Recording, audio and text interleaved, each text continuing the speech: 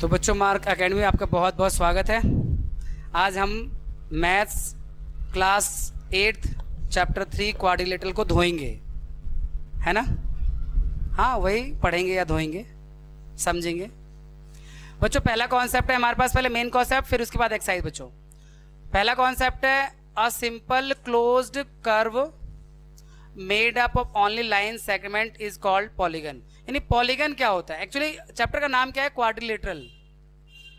तो क्वाड्रिलेटरल भी एक पॉलीगन है, ट्राइंगल भी एक पॉलीगन है और क्वाड्रिलेटरल भी एक पॉलीगन है। ट्राइंगल आपने क्लास 7 में पढ़ लिया है। ट्राइंगल की प्रॉपर्टी आपको याद होगा, एंगल सम प्रॉपर्टी, एक्सट्रींगल प्रॉपर्टी, ये सब पढ़ा था आपने। तो उसके बाद अगला ये क्वाड्रिलेटरल आ गया। तो पॉलीगन क्या होता है? एक क्लोज्ड कर्व होता है जो लाइन सेगमेंट से बना हो, उसे पॉलीगन कहते हैं। What is polygon?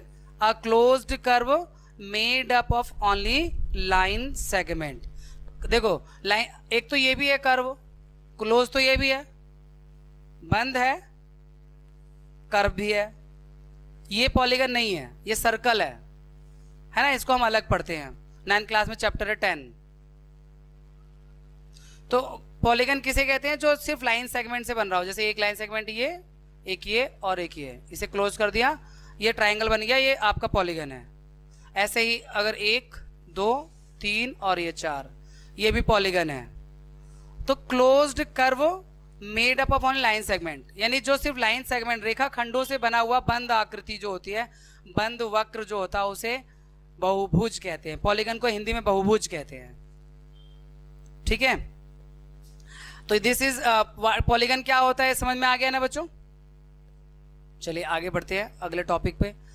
अब किसी पॉलीगन में साइड्स होती हैं और डायगोनल्स होती हैं। मैं बात करता हूं वापस पहले साइड की, क्योंकि यहां डायगोनल की बात कर रहे हैं। तो साइड क्या होता है? जैसे मान लो ये एक पॉलीगन है,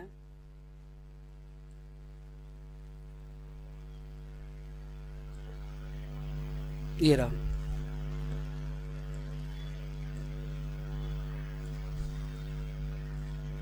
ये एक पॉलीगन है। पैरेललोग्राम है इसका नाम वैसे तो, पर पॉलीगन ये भी है, क्वाड्रिलेटरल भी ये है, ठीक है ना? चतुर्भुज भी है। तो इसमें क्या क्या होता है? साइड होती है A B C D, angle है ये, angle A, angle B, angle C, angle D, ठीक है? 4 एंगल हो गए, ठीक है? 4 साइड होती है, A B, B C D और ए डी, 4 साइड होती हैं। इसके अलावा क्या होता है? डायगोनल। डायगोनल क्या होता है?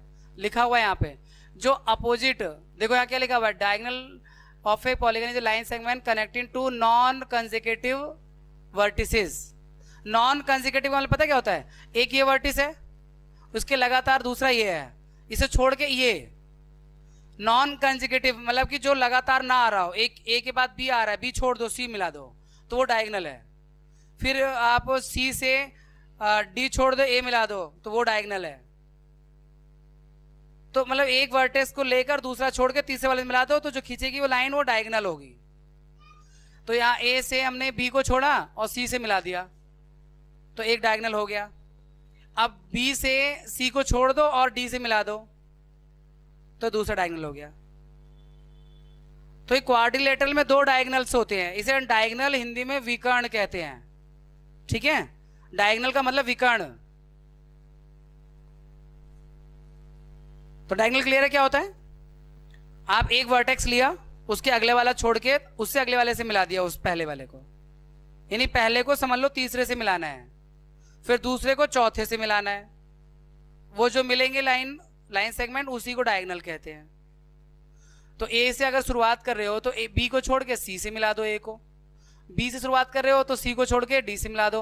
अब आपको कहोगे सर सी से करना है, तो वो तो पहले ही मिला हुआ है, और डी को छोड़ के ए से मिलाओगे तो खींच ही चुका है ना, आप डायगोनल तो आ ही चुका है। तो ये डायगोनल है, इसे हम विकर्ण कहते हैं हिंदी में, विकर्ण, इसे विकर्ण कहते हैं डायगोनल को। नेक्स्ट, अब कॉन्वेक्स पॉलीगन क्या होता है? ये कॉन्वेक्स पॉलीगन है, इसके डायगोनल अगर आप खींचोगे तो ये अंदर आएंगे। दोनों डायगोनल इस फिगर के अंदर ही हैं, वही यहाँ लिखा हुआ है, a convex polygon is polygon in which no portion of its any diagonal is in its exterior, यानी बाहर नहीं होना चाहिए, डायगोनल का कोई भी हिस्सा बाहर नहीं होना चाहिए। नो पोर्शन का मतलब ये हुआ, मतलब डायगोनल दोनों अंदर होते हैं, जो जिसमें दोनों डायगोनल अंदर होते हैं उसे कॉन्वेक्स पॉलीगन कहते हैं। उत्तल चतुर्भुज, कॉन्वेक्स का मतलब उत्तल चतुर्भुज। और दूसरा पॉलीगन कौन सा होता है? कॉनकेव, ऐसे वाला। इसका अगर डायगोनल मिलाओगे आप, एक ये डायगोनल आ रहा है और एक ये आ रहा है, एक डायगोनल तो अंदर है और दूसरा बाहर है, तो ये कॉनकेव बन गया, ये कॉनकेव पॉलीगन है। अवतल चतुर्भुज, ये कॉन्वेक्स है, उत्तल चतुर्भुज, और ये कॉनकेव है, अवतल पॉलीगन या चतुर्भुज। ठीक है, कॉन्वेक्स पॉलीगन और कॉनकेव पॉलीगन क्लियर है? कॉनकेव में डायगोनल बाहर भी हो सकता है, उसका कोई हिस्सा, या पूरा डायगोनल बाहर हो सकता है, और कॉन्वेक्स में अंदर ही होते हैं दोनों डायगोनल। ठीक है, ये था आपकी इस कॉन्सेप्ट में। Quadrilateral is a polygon having 4 side. एक क्वाड्रिलेटरल एक पॉलीगन होता है जिसकी 4 साइड होती हैं। अब हम क्वाड्रिलेटरल पे आ गए बच्चों। क्वाड्रिलेटरल क्या होता है? जिसकी 4 साइड हो, यानी अभी हमने बताया था एक पॉलीगन क्या होता है? जो सिंपल क्लोज्ड कर्व हो, जो सिर्फ लाइन सेगमेंट से बना हो और उसमें 4 साइड हो, तो उसे क्या कहेंगे? क्वाड्रिलेटरल। 3 साइड वाले को क्या कहते हैं? ट्राइंगल। 4 साइड वाले क्वाड्रिलेटरल। 5 साइड वाले को पेंटागन। 6 साइड वाले को हेक्सागन। तो ये सारे मतलब पॉलीगन ही है, लेकिन ऐसा पॉलीगन जिसमें 4 साइड होती हैं उसको कहते हैं क्वाड्रिलेटरल। हिंदी में ऐसा बहुभुज जिसकी 4 भुजाएं हों उसे कहते हैं चतुर्भुज। यानी पॉलीगन को हिंदी में बहुभुज कहते हैं, और 4 भुजाएं यानी 4 साइड्स। तो ये क्वाड्रिलेटरल पॉलीगन है जिसकी 4 साइड, ये क्वाड्रिलेटरल है, इसे क्वाड्रिलेटरल कहेंगे। 4 साइड है कि नहीं है? तो ऐसा पॉलीगन जिसकी 4 साइड हो उसे क्वाड्रिलेटरल कहते हैं। बहुत इजी बात है। तो रेगुलर पॉलीगन क्या होता है? रेगुलर पॉलीगन क्या होता है? रेगुलर पॉलीगन वो है जिसमें सभी एंगल इक्वल होते हैं और सभी साइड इक्वल होती है। एग्जाम्पल में इक्विलेटरल ट्राइंगल एक रेगुलर पॉलीगन है, समबाहु त्रिभुज। और स्क्वायर भी रेगुलर पॉलीगन है। स्क्वायर के चारों साइड इक्वल होती है नहीं? चारों साइड इक्वल होती है कि नहीं? चारों एंगल इक्वल होते हैं कि नहीं? चारों एंगल कितने कितने के होते हैं? हाँ, 90 डिग्री इच स्क्वायर में। और इक्विलेटरल ट्रायंगल में तीनों साइड इक्वल होती है कि नहीं? और तीनों एंगल इक्वल होते हैं? कितने डिग्री के होते हैं? अरे मजाक करते हो यार। हाँ, 60 तीनों एंगल 60 के होते हैं समबाहु त्रिभुज में। तो वो भी एक रेगुलर पॉलीगन है। और ये आपका स्क्वायर भी एक रेगुलर पॉलीगन है। 5 साइड वाला होगा तो उसे रेगुलर पेंटागन कहते हैं। 6 साइड वाला हो तो उसे रेगुलर हेक्सागन कहते हैं। उनका स्पेशल नाम नहीं है कि जैसे अभी इसका जो 4 साइड वाला रेगुलर पॉलीगन है उसका नाम स्क्वायर है, तो 5 साइड वाले रेगुलर पॉलीगन नाम पेंटागन नहीं है, रेगुलर पेंटागन है। अगर आप पेंटागन बोल दोगे तो उसकी साइड छोटी बड़ी हो सकती है। 5 साइड तो होंगी पर वो छोटी बड़ी हो सकती है। लेकिन अब जब आप बोल दोगे रेगुलर पेंटागन, तब उसकी 5 साइड इक्वल होंगी और 5 एंगल भी इक्वल होंगे। 108 डिग्री का एक एंगल होगा उसमें, 108 डिग्री का। ठीक है। तो रेगुलर क्वाड्रिलेटरल क्या होता है? हाँ। रेगुलर पॉलीगन क्या होता है? नहीं, रेगुलर पॉलीगन बोलोगे तो आप ये बोलोगे सभी साइड्स इक्वल हैं और सभी एंगल्स इक्वल हैं। भाई मैं ये बोलूँगा अगर रेगुलर क्वाड्रिलेटरल क्या है, तब आप बोलोगे जिसकी चारों साइड इक्वल हो और चारों एंगल इक्वल हो, जिसका एग्जांपल होगा स्क्वायर। लेकिन अगर ये बोले कि रेगुलर पॉलीगन, तो उसमें कितनी भी साइड हो सकती हैं लेकिन सभी साइड इक्वल होंगे और सभी एंगल इक्वल होंगे। 3 साइड वाला रेगुलर पॉलीगन क्या है? ट्राइंगल। इक्विलेटरल ट्राइंगल यार, ट्राइंगल नहीं, इक्विलेटरल ट्राइंगल। और 4 साइड वाला रेगुलर पॉलीगन कौन सा है? हाँ बोलो। स्क्वायर। ठीक है। तो ये क्लियर हो गया ना बच्चों को, रेगुलर पॉलीगन में स्क्वायर क्या है और इक्विलेटरल ट्रायंगल क्या है? ये तो क्लियर हो गया ना। आगे बढ़ते हैं। किसी भी पॉलीगन में उसके एंगल का सम कितना होता है इसके निकालने का एक फॉर्मूला है, आपकी एक्सरसाइज में आएगा, हम लोगों ने किया भी था, एक्सरसाइज में आएगा। देखो डिस्कस करते हैं। ये ट्राइंगल है, इसके तीनों एंगल सम कितना होता है 180। क्वाड्रिलेटरल है, इसके चारों एंगल सम कितना होता है 360। अब मान लो कि 5 साइड वाला आ जाए, अब इसके पांचों एंगल का सम कितना होता है 540। लेकिन अब बच्चे कहेंगे ये तो आपने रट रखा है, बता हम कैसे निकालेंगे जिन्हें नहीं पता है। तो उनके लिए ये है फॉर्मूला n-2 इंटू 180, मतलब n जितनी साइड हो उसमें से 2 घटा दो और 180 से मल्टीप्लाई कर दो, उसके एंगल का सम आ जाएगा। इसमें कितनी साइड है और 3 में से 2 घटाओगे 1 आएगा, 1 को 180 से मल्टीप्लाई करो 180 रहेगा, तो सही है। इसमें 4 साइड है, 4 में से 2 घटाओगे 2 आएगा और 2 का 180 से मल्टीप्लाई करोगे क्या हो जाएगा 360। इसमें 5 साइड है, 5 में से 2 घटाओगे 3 आएगा और 3 को 180 से मल्टीप्लाई करोगे 18 × 54 540 है ना, तो इसका मतलब 540 हो गया। तो कितनी भी साइड हो अगर उसके एंगल का सम निकालना हो तो आप क्या करोगे, जितनी साइड है उसमें से 2 माइनस कर दो और 180 से मल्टीप्लाई कर दो। क्लियर है? Next, the sum of interior angle of quadrilateral के इंटीरियर एंगल का 360 होता है, वो तो आपको पता ही है, नॉर्मल सी बात है, हमने डिस्कस कर लिया। जैसे क्वाड्रिलेटरल में एक है सबसे पैरेललोग्राम है, उसके भी तीनों चारों एंगल सम 360 होगा। क्वाड्रिलेटरल है, ओ रेक्टेंगल है, उसके भी सभी एंगल सम 360 होता है। रोम्बस है, ट्रेपीजियम है, तो ये क्वाड्रिलेटरल का नाम है। अभी हम इसके बारे में, इसकी प्रॉपर्टी के बारे में डिस्कस करेंगे और आपको इससे परिचित भी करवाएंगे प्रॉपर्टीज के बारे में। तो क्वाड्रिलेटरल कोई भी हो उसके जो इंटीरियर एंगल का सम 360 होगा। अब क्वाड्रिलेटरल मैंने आपको बताया पैरेललोग्राम, समांतर चतुर्भुज, और नॉर्मल क्वाड्रिलेटरल जिसमें कोई भी साइड बराबर नहीं होती, स्क्वायर, रेक्टेंगल और रोम्बस, इन सब का जो अंदर के चारों एंगल होते हैं उनका सम 360 होता है। ठीक है?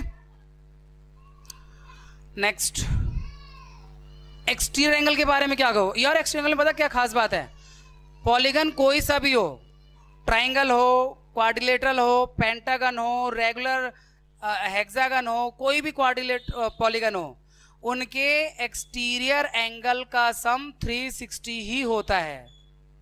यानी 3 साइड हो, 4 साइड हो, 5 साइड हो, 6 साइड हो, लेकिन जो एक्सटीरियर एंगल होगा उनका सम 360 ही होगा। एग्जाम्पल समझाता हूं मैं आपको। जैसे ये क्या है, ट्राइंगल, इसकी एक साइड ये आगे बढ़ा दो, आप मान लो इसका नाम दिया आपने ए बी सी, बी सी को आगे बढ़ा दिया, अब इधर सी ए को आगे बढ़ा दो और इधर ए बी को आगे बढ़ा दो। एक एक्सटीरियर एंगल ये बन रहा है, दूसरा ये और तीसरा ये, इन तीनों का सम 180 होगा। मतलब ये प्रॉपर्टी है। अब ये मत कहना कि इधर भी बढ़ा दो, एक साइड को चाहे इधर बढ़ा लो चाहे इधर बढ़ा लो, 2 बार नहीं बढ़ाना। जब आपने बीसी को बढ़ा लिया तो क्या सीबी को फिर बढ़ाओगे क्या? फिर तो कहोगे फिर तो एंगल ही बहुत ज्यादा आ जाएगा। तो एक्सटीरियर एंगल कैसे बनता है, वो ऐसे बताया कि एक साइड को बढ़ाओ और दूसरी साइड से अपने आप बनेगा। वो जब आपने इसको बढ़ाया तो दूसरी साइड से अपने आप नहीं बन रहा है एक्सटीरियर एंगल। तो कोई भी पॉलीगन हो उनके एक्सटीरियर एंगल का सम 360 होता है। ठीक है? एक और एग्जांपल देता हूं क्वाड्रिलेटरल का। देखो ये क्वाड्रिलेटरल है, नाम दे देते हैं ए बी सी डी। इसको मान लो ए बी को आगे बढ़ा दिया, फिर बी सी को आगे बढ़ा दिया, फिर सी डी को आगे बढ़ा दिया, फिर डी ए को आगे बढ़ा दिया, ये 4 बन गए एंगल। तो इन चारों एंगल का सम 360 होगा। ये प्रॉपर्टी है। ये इन एंगल को एक्सटीरियर एंगल कहते हैं। और एक साइड को 2 बार मत बढ़ा देना, कहते हैं सर ये भी तो बाहर ही आ रहा है, तो इसलिए मैंने पहले क्लियर कर दिया है कि एक साइड को एक ही बार बढ़ाओ, चाहे उसे लेफ्ट बढ़ाओ चाहे उसे राइट बढ़ाओ, अप बढ़ाओ या डाउन बढ़ाओ, पर एक ही बार बढ़ाओ। ठीक है? और ऑर्डर में बढ़ाओ, इधर बढ़ा दिया, फिर इधर बढ़ा दिया, फिर इधर बढ़ा दिया, फिर इधर आ गया, ऑर्डर में बढ़ाते हुए एकदम परफेक्ट बन गया। तो चारों एंगल का सम कितना होगा? इसके तीनों एंगल सम कितना होगा? हाँ 360 होगा दोनों केस में। तो ये प्रॉपर्टी याद रहेगी, आगे जाके क्वेश्चन सॉल्व करने में बहुत हेल्प होगी इन सब प्रॉपर्टी का। ट्रेपीजियम क्या होता है? देखो फिगर बना के दिखाता हूं आपको ट्रेपीजियम का। ये रहा, ये है भाई ट्रेपीजियम, पहचान लो। ये कह रहा है अरे दीवानो मुझे पहचानो, मैं आया ट्रेपीजियम। क्योंकि मुझे इसको ज़्यादा भूल जाते हैं बच्चे बेचारे, इसको याद ही नहीं रखते, इसको इज्जत ही नहीं है। इसको जब मर्जी भूल लेंगे ट्रेपीजियम को। इससे पहले आपको रेक्टेंगल याद रहेगा, पैरेललोग्राम याद रहेगा, रोम्बस भी याद रहता है। रोम्बस भी कम यूज होता है इसलिए उसे भी भूल जाते हैं, लेकिन ये तो बेचारा एक कोने में पड़ा रहता है। तो इसलिए प्लीज इसको पहचान लो, इसका नाम ट्रेपीजियम है। और इसकी एक प्रॉपर्टी क्या है, इसकी एक प्रॉपर्टी क्या है वो देख लो, लिखा भी है वैसे स्क्रीन पर। ये वाली जो साइड है इसके पैरेलल होती है, कोई एक पेयर होता है पैरेलल, अपोजिट साइड का एक पेयर पैरेलल होता है कम से कम। ट्रेपीजियम में अपोजिट साइड का एक पेयर कम से कम पैरेलल होता है, दोनों नहीं हो सकते पैरेलल। अगर दोनों पैरेलल हो गए तो पैरेललोग्राम बन जाएगा। तो अभी हम ट्रेपीजियम की बात कर रहे हैं। ट्रेपीजियम में क्या होता है, अपोजिट साइड का वन पेयर पैरेलल, चाहे ये वाला इसके पैरेलल होगा या ये वाला इसके पैरेलल होगा एक ही साइड। ऐसे बना दिया, ऐसे, ये भी ट्रेपीजियम है। इस बार ये पैरेलल है, ये दोनों पैरेलल नहीं है। पैरेलल का मतलब क्या होता है, जो आपस में आगे बढ़ाए या पीछे बढ़ाए तो ना मिले।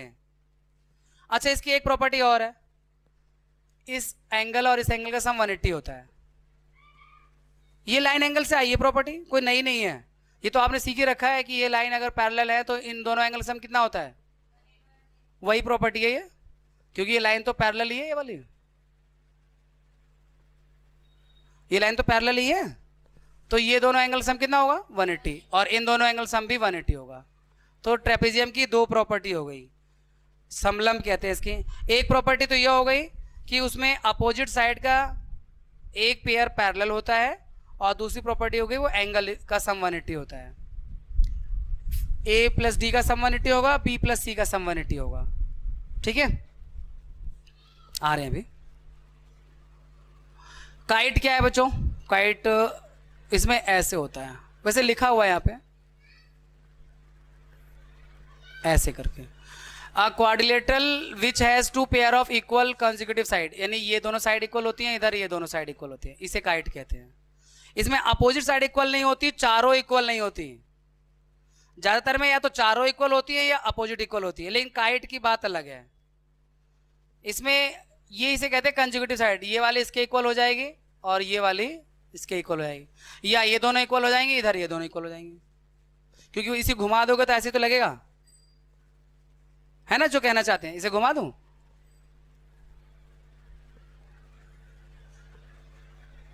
अब ये लो,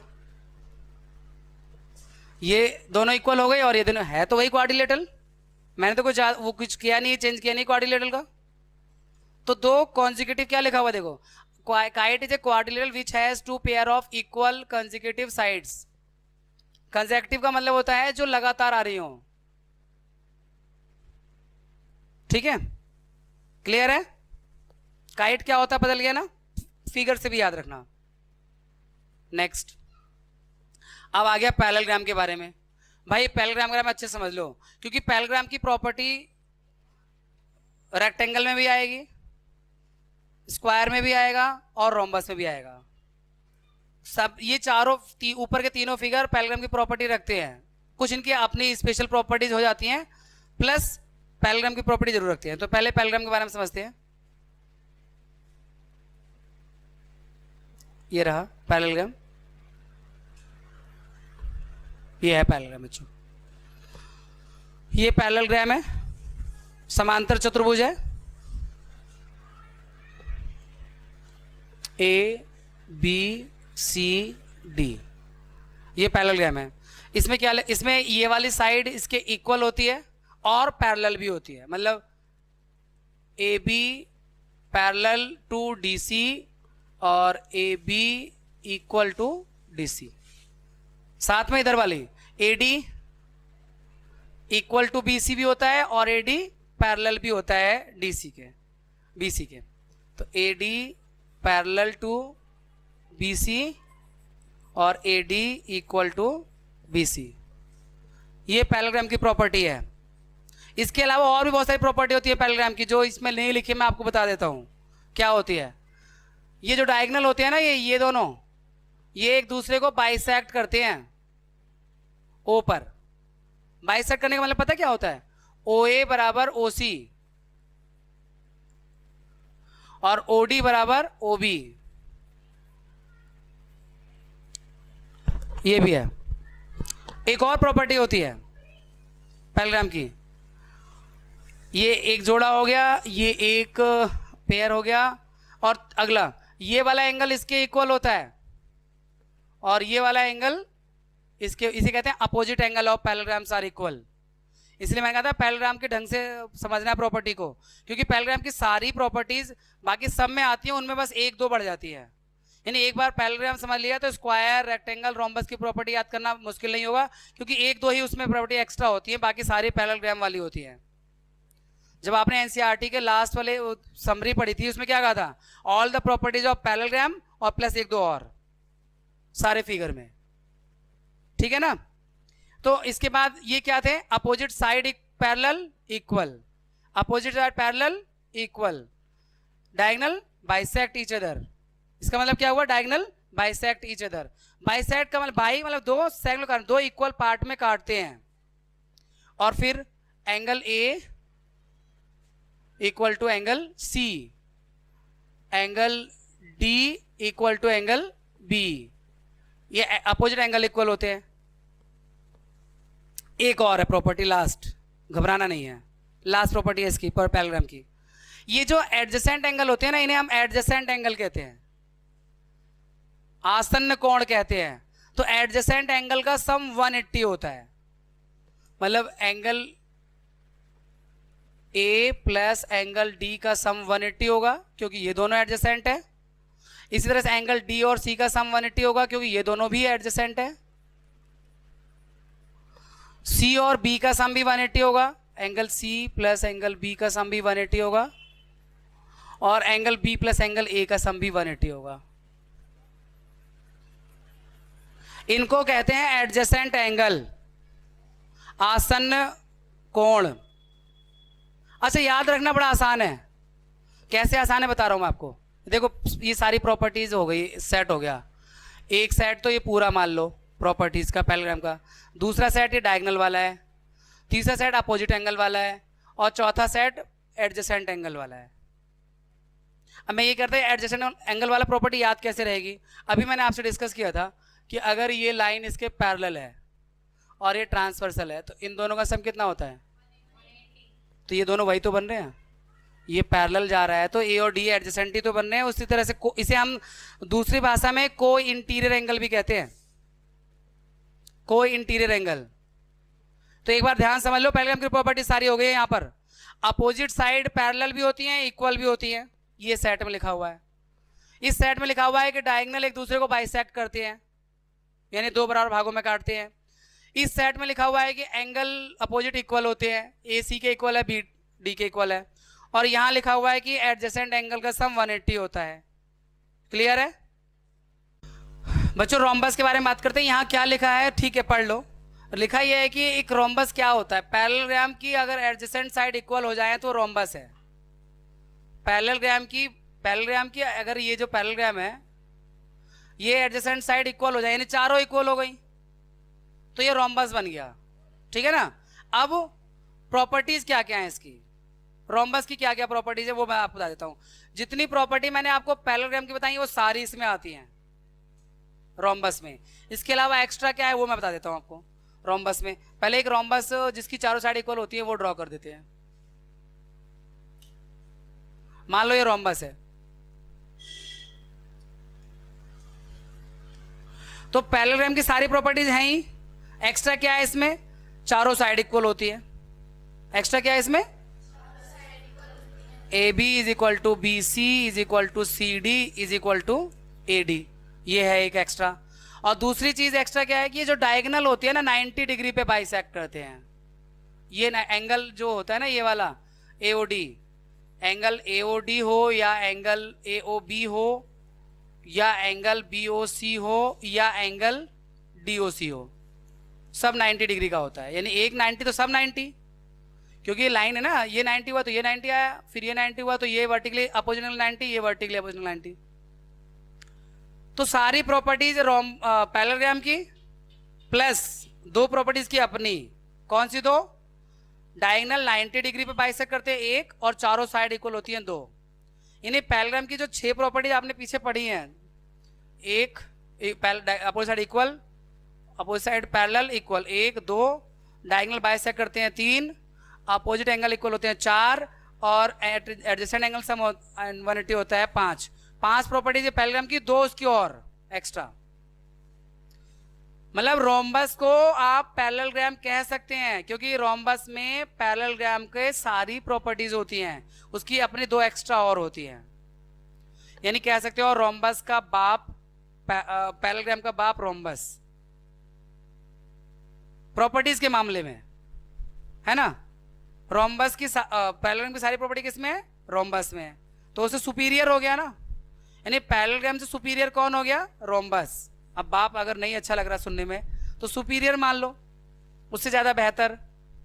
और इससे बेहतर अभी एक आएगा और, सबका बाप स्क्वायर, है ना, सबका बॉस स्क्वायर, क्योंकि स्क्वायर में सबकी प्रॉपर्टीज होती हैं, अपने अलावा अपनी प्रॉपर्टी तो उसकी होती और वो बाकियों की भी रखता है, रोम्बस की भी रखता है, पैरेललोग्राम की भी रखता है, और रेक्टेंगल की भी रखता है। चलो रोम्बस की बात कंप्लीट हो गई। रोम्बस में 2 प्रॉपर्टी एक्स्ट्रा आई, डायगोनल 90 डिग्री बाइसेक्ट करते हैं और चारों साइड इक्वल होती है, और बाकी सारी प्रॉपर्टीज रोम्बस की होती है। वीडियो को पीछे सुनकर देख लेना, पीछे बैक करके सुन लेना। रेक्टेंगल कौन होता है? रेक्टेंगल एक ऐसा पैरेललोग्राम है जिसका एक एंगल 90 डिग्री का हो। यानी आपके पास एक पैरेललोग्राम है, उसका एक एंगल सीधा कर दो, 90 डिग्री का बना दो, सारे 90 के हो जाएंगे, फिर वो रेक्टेंगल बन जाएगा। ठीक है ना। तो ये देखो, ये मैंने पैरेललोग्राम को सीधा कर दिया, एक एंगल 90 डिग्री का बना दिया, ए बी सी डी। तो रेक्टेंगल भी पैरेललोग्राम से सुपीरियर है, क्योंकि रेक्टेंगल में पैरेललोग्राम की सारी प्रॉपर्टीज हैं, अपोजिट साइड इक्वल होने वाली, opposite side parallel, opposite angle equal, और डायगोनल बाइसेक्ट ईच अदर। इसके अलावा इसमें एक्स्ट्रा क्या होती है? ईच एंगल 90 डिग्री, इसके सारे एंगल क्या होते हैं? ईच एंगल, यानी प्रत्येक कोण, ईच एंगल 90 डिग्री, और डायगोनल इक्वल भी होते हैं। भाई ये प्रॉपर्टी रोम्बस में नहीं होती, ये प्रॉपर्टी स्क्वायर में और रेक्टेंगल में पाई जाती है, डायगोनल इक्वल होने वाली। डायगोनल बाइसेक्ट तो सब में है, चारों में। हम जो बात करेंगे ज्यादा 4 की बात करेंगे, पैरेललोग्राम, रोम्बस, रेक्टेंगल और स्क्वायर। तो डायगोनल बाइसेक्ट करते हैं सब में, विकर्ण एक दूसरे को समद्विभाजित करते हैं सब में, इसमें इक्वल भी होते हैं। तो यानी AC इक्वल BD, इसमें डायगोनल इक्वल भी होता है, सारे एंगल 90 डिग्री के होते हैं, प्लस डायगोनल भी इक्वल होता है। ठीक है। अगला, यानी पैरेललोग्राम की सारी प्रॉपर्टीज में है, मैंने लिखी नहीं है लेकिन आपको पता है, बता दिया। अब स्क्वायर क्या होता है? स्क्वायर एक ऐसा पैरेललोग्राम होता है जिसकी एडजेसेंट साइड इक्वल हो जाए और एक एंगल 90 डिग्री का हो जाए, यानी स्क्वायर भी पैरेललोग्राम से बना है। पर स्क्वायर पैरेललोग्राम स्क्वायर कब बनेगा? जब सारी साइड इक्वल हो जाए, एक एंगल 90 डिग्री का हो जाए, तो उसे स्क्वायर कहते हैं।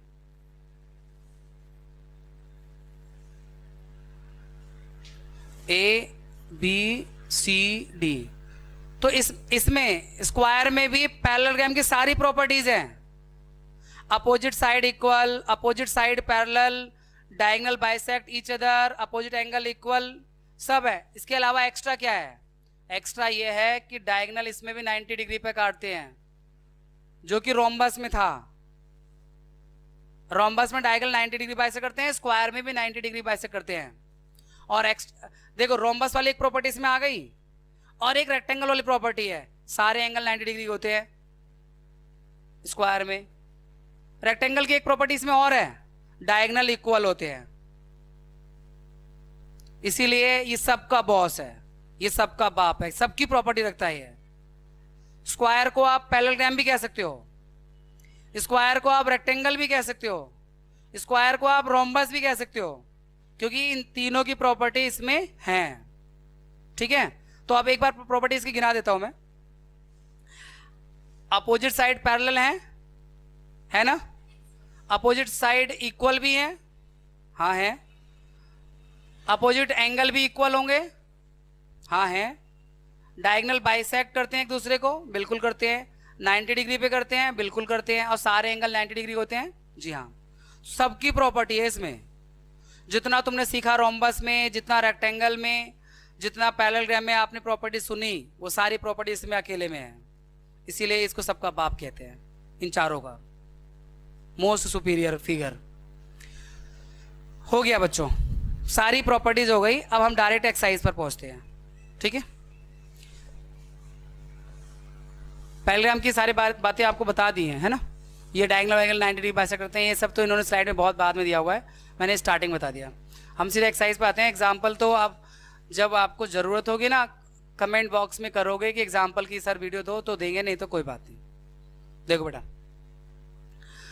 Given here are some figure, यहाँ कुछ फिगर हैं और हमें बताना है इनमें कौन से क्वेश्चन आगे है। सिंपल कर्व हैं, कौन से क्लोज्ड कर्व, सिंपल क्लोज्ड है, कौन से पॉलीगन है, कौन से कॉन्वेक्स है, कौन से कॉनकेव है ना। स्टार्टिंग में जो कॉन्सेप्ट समझा था वो सिंपल कर्व। सिंपल कर्व कौन कौन से हैं? पहला भी है, दूसरा भी है, पांचवा भी है, छठा भी है, सातवां भी है, यही है सिंपल। सिंपल कर्व किसे कहते हैं पता है? जब आप कोई कर्व बनाओ तो वो रिपीट ना हो, क्रॉस ना हो एक दूसरे को। जैसे अगर मैं इसकी बात करूं, यहाँ पे क्रॉस कई बार हो रहा है। पेंसिल बिना उठाए, जो फिगर बिना पेंसिल उठाए और बिना क्रॉस किए बन जाए, वो सिंपल कर्व है।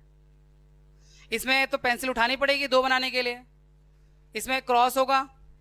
स्टार बनाना तो मैंने आता है, बच्चों को स्टार देते रहते हैं, लेकिन यहाँ क्रॉस तो हो रहा है, तो क्रॉस भी नहीं होना चाहिए और पेंसिल भी नहीं उठनी चाहिए।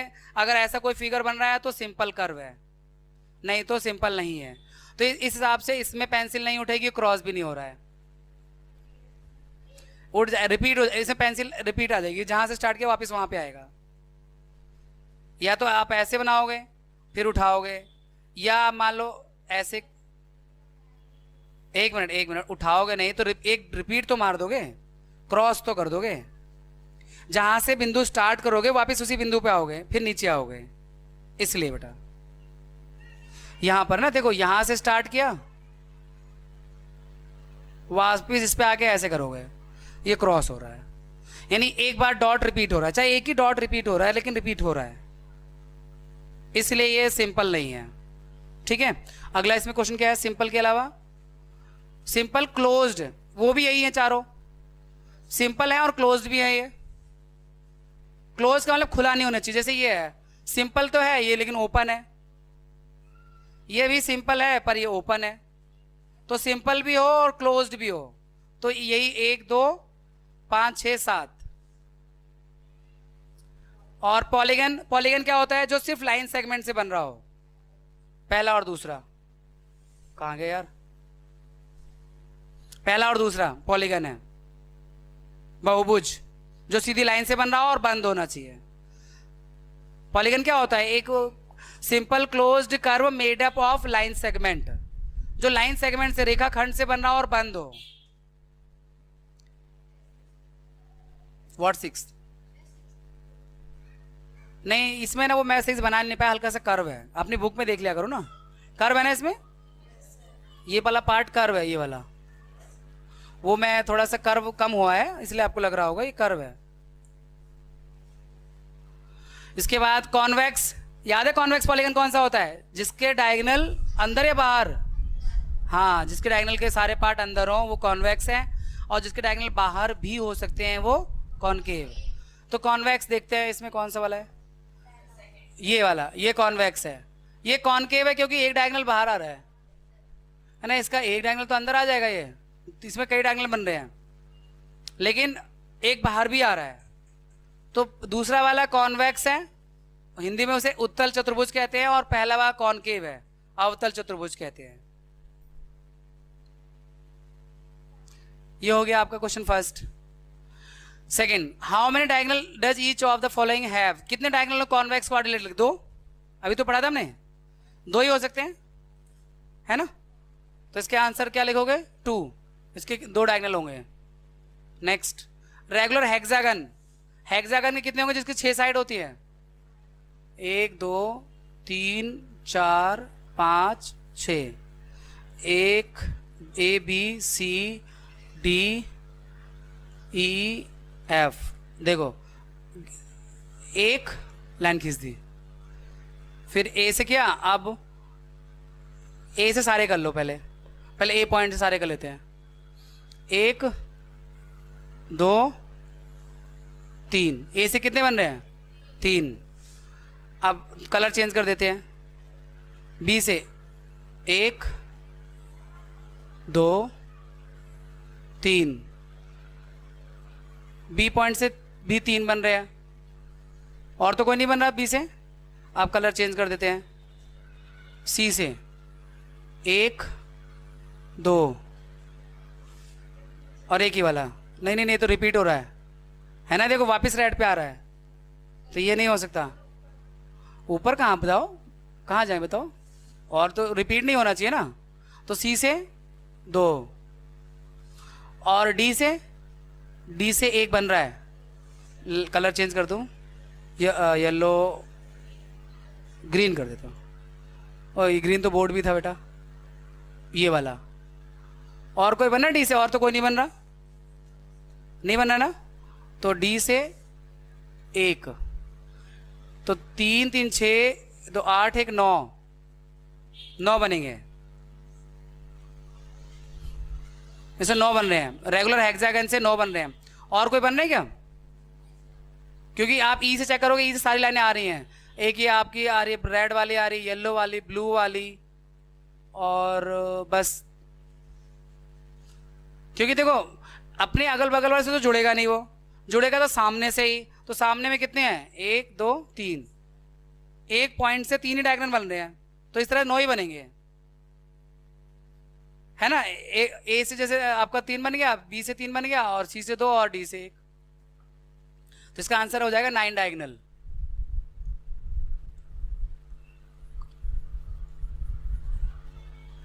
नेक्स्ट, ट्राइंगल में कितने डायगोनल होंगे, एक भी नहीं, क्योंकि इसमें होता ही नहीं है, छोड़ोगे अगर, जैसे मान लो एक ट्राइंगल है,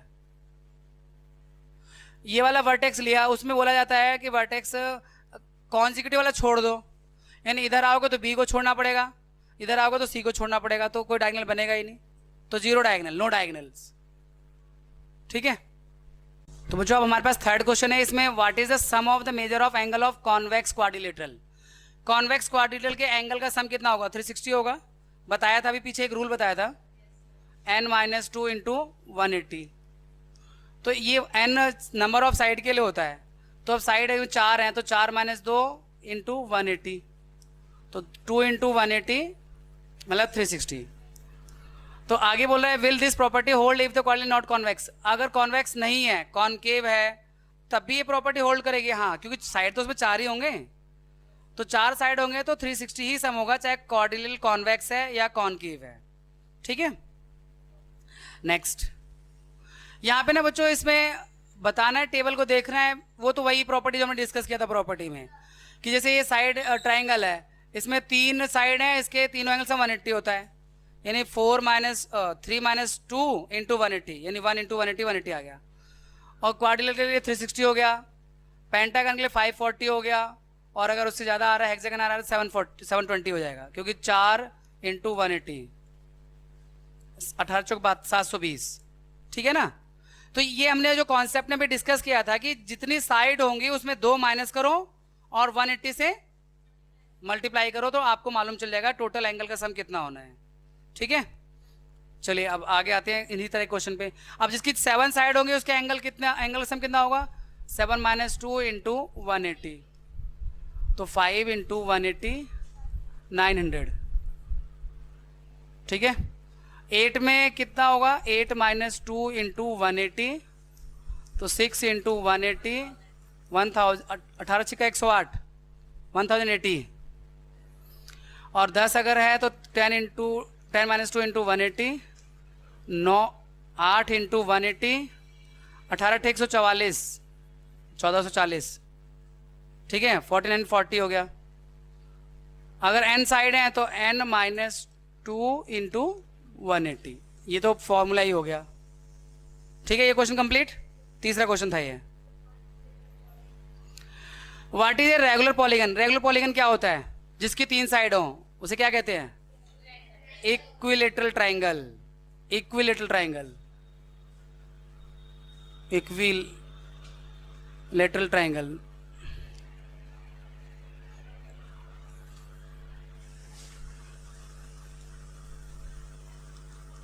इक्विलेटरल ट्राइंगल, समबाहु त्रिभुज, जिसकी 4 साइड इक्वल होती है उसे क्या कहते हैं? स्क्वायर। स्क्वायर सबका सबका मतलब कि इन चारों फिगर का, पैरेललोग्राम का, रोम्बस का और रेक्टेंगल का, है ना। हाँ, इन तीनों का डैश है। और 6 साइड उसे क्या कहेंगे? Regular hexagon. सिर्फ हेक्सागन नहीं कहेंगे, यहाँ पर रेगुलर वर्ड लगाना पड़ेगा अगर इक्वल साइड है तो। सम षटभुज, रेगुलर हेक्सागन का मतलब हेक्सागन, रेगुलर हेक्सागन। सम षटभुज, सम का मतलब बराबर और षटभुज 6 भुजाएं हैं, जिसकी 6 भुजाएं बराबर है। छठे क्वेश्चन देखो, फाइंड द एंगल। एक्स निकालना है भाई, ये क्वाड्रिलेटरल है तो चारों एंगल का सम कितना होना चाहिए? 360। बड़ा आसान है यार, एक्स निकल जाएगा। Angle sum property of quadrilateral, using angle sum property of quadrilateral. तो 50 प्लस 130 प्लस 120 प्लस एक्स बराबर 360।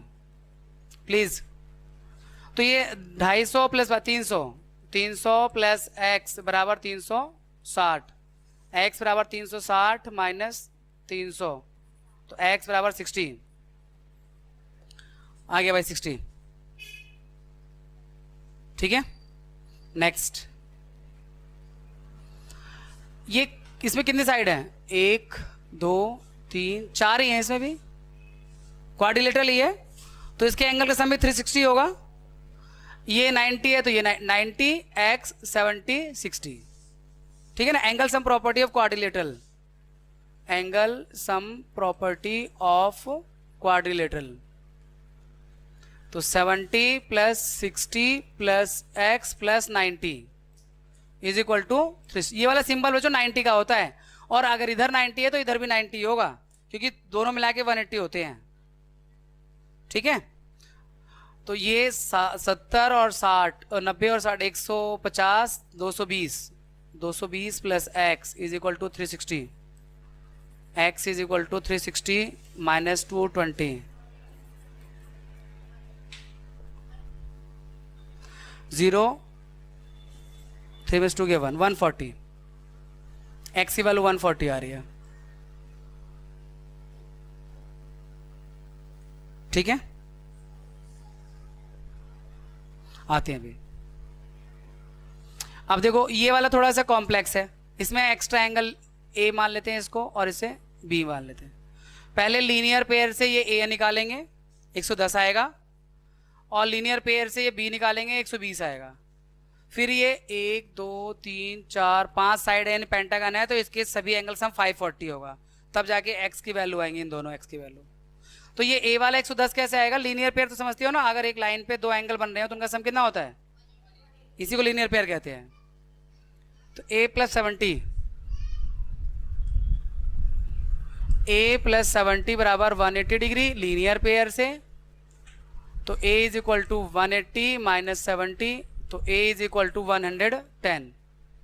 इसी तरह से ये वाला b plus 60 is equal to 180 degree linear pair से, तो b is equal to 180 minus 60 120। अब इसके बाद इन पांचों एंगल सम 180 होगा, क्योंकि पेंटागन है, वो 540 होगा पेंटागन के, यानी 30 प्लस एक्स प्लस ये ए वाला कितना 110, बी वाला 120, इन सब का सम 540 इसलिए क्योंकि ये पेंटागन है, ठीक है, पेंटागन के पांचों एंगल का सम 540 होता है। वही n माइनस टू इंटू 180 कर दो, 5 minus two into 180, 5 minus two 3, 3 into 180, 18 3 54 होता है, 540 आ जाएगा। ठीक है, तो अब आपको ये कितना हो जाएगा, 120, 110, 330, 360 और ये 2x, 360 को इधर लाके माइनस करेंगे तो 0, 14 में से गया 8 और यहाँ बचा 4 में से गया 1, 90 का आ रहा है। यार ये गलत है, हमने कुछ इसमें गलत किया है। अच्छा अच्छा, हाँ बिल्कुल, तभी मैं बोला फिगर जाना पहचाना नहीं लग रहा, ऐसा तो आया नहीं था, याद रहती है ना चीज़ें करी हुई है तो 260। तो ये 0 में 0 जाएगा 0, 14 में 6 गया 8 और यहाँ बचा 4 में 2 गया 2 और फिर x निकालने के लिए 2 से डिवाइड करेंगे तो 140, तो 140 का x है भाई। हाँ हाँ, x x हैं तो दोनों इक्वल ही होंगे। Sorry, find the measure angle measure x निकालना है।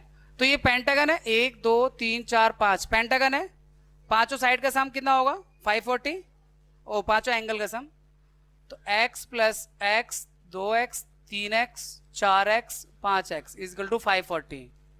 तो 5x is equal to 540, x is equal to 540 divided by 5, 108। हर एक एंगल 108 का होगा। ठीक है, तो पेंटागन के पांचों एंगल सम 540 होता है, ये एंगल सम प्रॉपर्टी हो पेंटागन लिख सकती हो। अब एक्स वाई जेड निकालना है। वैसे तो मैं बताऊं इन X plus Y plus Z का सम 360 होगा कि एक्सटीरियर एंगल प्रॉपर्टी से, लेकिन वो अगली वाली एक्सरसाइज में आ रहा है, इस एक्सरसाइज में है नहीं, तो हम लीनियर पेयर से पहले हम निकालेंगे। पहले एंगल सम प्रॉपर्टी से ये निकालेंगे, यहां नाम दे देते हैं ए, एंगल ए नाम दे देते हैं। तो ट्राइंगल के तीनों एंगल सम कितना होता है 180, तो उससे ए आ जाएगा।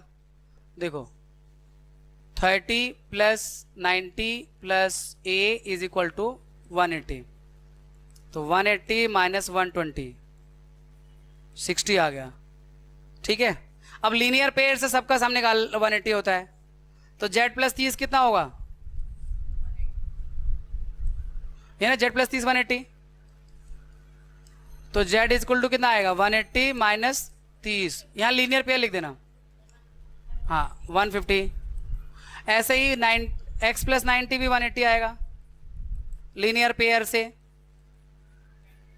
तो x कितना आ गया 90।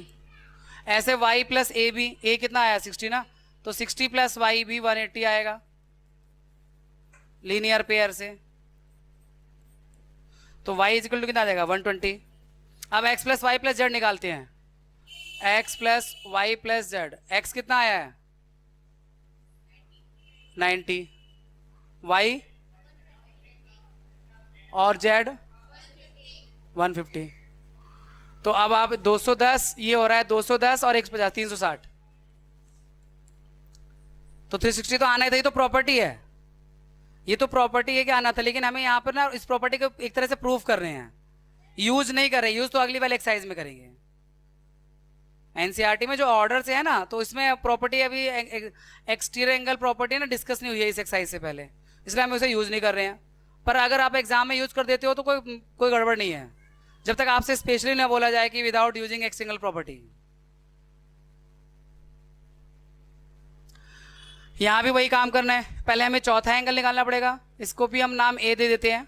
तो ए निकालने के लिए आपको एंगल का क्वाड्रिलेटरल के चारों एंगल सम कितना होता है 360, तो 360 में से इनका सम माइनस करो, सम कितना आएगा 120 और 80 200 260, तो ए कितना आ गया 100 आ गया। अब इन दोनों का सम कितना, z प्लस 60 कितना होगा 180, तो z कितना आ गया 120 और a प्लस डब्ल्यू भी 180, a कितना है 100, यहाँ पे एक जगह 100 रख दो, तो w इज इक्वल टू 80 आ गया माइनस करके, ये पहला हो गया, ये दूसरा हो गया। ऐसे x प्लस 120 180, सब लीनियर पेयर ना, ये भी लीनियर पेयर और ये भी लीनियर पेयर, तो x कितना आ गया 60, क्या क्या आ गया w x w z और y रह रहा है ना, तो 100 आएगा y, क्योंकि लीनियर पेयर से इनका सम 180 होगा ना। y plus 80 is equal to 180 linear pair से, तो y is equal to 180 minus 80 100, ठीक है। ये रहा तीसरा, ये रहा चौथा, सबको प्लस करो, देखो x plus Y plus z plus डब्लू। x कितना है 60 है और y 100 है और w 80 है और z 120। देखो 120 और 80 तो 200 हो गया और ये 160 हो गया, 200 और 160 360। तो ये तो प्रॉपर्टी थी, बिना सॉल्व किए भी निकाल सकते थे, पर अभी अलाउड नहीं है बिना सॉल्व किए निकालना, ठीक है। अब हमारे पास एक्सरसाइज 3.2 का फर्स्ट क्वेश्चन है बच्चों, और इसमें हमें फाइंड करना है x की वैल्यू, और ये एक ट्राइंगल है ना, एक पॉलीगन है, और पॉलीगन के एक्सटीरियर एंगल का सम। अब ये प्रॉपर्टी तो यूज कर ही सकते हैं, पिछले वाले एक्सरसाइज में हमने प्रूव करी थी 2-3 क्वेश्चंस में, अब यूज कर सकते हैं डायरेक्ट। तो इन तीनों का सम 180 होगा, 360 होगा। 125 plus 125 plus x is equal to 360। Question check कर लेना, सही है, बुक ओपन रखा करो। तो बाय द वे कोई फिगर में मिस्टेक होगा दिख जाएगा ना। 250 plus x is equal to 360, x is equal to 360 minus 250, तो x इज इक्वल टू 110, ठीक है। x की वैल्यू 110 आ गई भाई, तो इसे हम कहेंगे exterior angle property of polygon, ठीक है ना। इसे हम यहां पे लिख देना exterior angle property of polygon, या ये कह दोगे किसी पॉलीगन के एक्सटीरियर एंगल सम 360 होता है, किसी बहुभुज के बाह्य कोणों का जोड़ 360 होता है। नेक्स्ट, यहां भी वही प्रॉपर्टी लगनी है, 90 70 x, ये 90 और 60, इन सब का सम 360। पॉलीगन कोई भी हो उनके एक्सटीरियर एंगल का सम 360 ही होता है। तो एक 90 है पहला वाला, फिर इधर से चलो 70, फिर इधर चलो तो x, फिर इधर चला तो 90, फिर इधर आए तो 60 इज इक्वल टू 360। तो ये आपका 90 और 60, 90 90 180 और 60 और 70 130, 200 180 और 310, 310 plus x is equal to 360, x is equal to 360 minus 310 50, ठीक है भाई। रीजन क्या होगा, exterior angle property of any polygon, polygon के एक्सटीरियर एंगल का सम 360 होता है। Find the measure of each exterior angle of regular polygon of 9 side. अगर 9 साइड है और उसके जो हर एक एंगल होंगे रेगुलर भी है, रेगुलर का मतलब कि इक्वल साइड्स हैं। तो बच्चों अगर कोई रेगुलर पॉलीगन होता है ना, तो उसके इंटीरियर एंगल भी इक्वल होते हैं और एक्सटीरियर भी इक्वल होते हैं, तो पूरा एंगल का सम कितना होगा 360 होगा। तो वन एंगल जो आएगा, यानी एक्सटीरियर एंगल जो आएगा, एक्सटीरियर एंगल 360 डिवाइडेड बाई 9, क्योंकि 9 साइड है तो 9 एंगल होंगे, ठीक है। तो 9 40 डिग्री का, 40 डिग्री का होगा, एक्सटीरियर एंगल 40 डिग्री का होगा। 9 साइड हैं तो एक मतलब 9 एंगल भी हैं, इसका मतलब तो एक एंगल 40 डिग्री का होगा, तभी तो 9 एंगल का सम 360 होगा, ठीक है। नेक्स्ट, 15 साइड है तो 24 होगा। एक्सटीरियर एंगल्स 360 अपॉन में 15, 15 2 जा 15 4 जा 24 डिग्री। अगर किसी एक्सटीरियर एंगल का सम किसी एक्सटीरियर एंगल में 15 साइड्स हैं तो 15 एंगल भी होंगे, 15 एंगल होंगे तो एक एंगल की वैल्यू 360 को 15 से डिवाइड करके आ जाएगी, जो कि 24 होगी, ठीक है। सारे एंगल 24 24 24 के होंगे। How many side does a regular polygon have if the measure of exterior angle is 24। अगर एक्सटीरियर एंगल 24 है तो टोटल कितने एंगल होंगे, 9 होंगे, नहीं 15 होंगे, क्योंकि एक अभी तो पिछले वाले क्वेश्चन का तो पार्ट है, उल्टा ही है। भाई 15 ये जो एक्सटीरियर एंगल निकला है 360 टोटल सम होता है, 15 साइड थी, 15 साइड थी तो एक एंगल कितने डिग्री का आ रहा था, 24 का। अब अगर एक एंगल 24 का है तो साइड कितनी होंगी, 15 होंगे। उल्टा कर दो डिवाइड करने में, देखो number of side is equal to होगा 360 डिवाइडेड बाई 24। 24 एकम 24, 24 पंजे 120, 15 साइड्स होंगे। मतलब अगर एंगल पता है तो साइड निकल जाएंगी, कितनी है साइड पता है तो एंगल निकल जाएंगे एक्सटीरियर एंगल से। Next, how much side does a regular polygon have if each of interior angle is, देखो इंटीरियर एंगल कितने का है, इंटीरियर मतलब अंदर वाला, इंटीरियर एंगल 165 का है, 165 का है, तो हमें इसका एक्सटीरियर एंगल निकालना पड़ेगा। देखो जैसे मान लो कोई फिगर है, ये अंदर आ रहा है ना, मान लो ऐसे कोई बंद फिगर है ना, ये 165 है, तो ये कितना होगा, 15 होगा।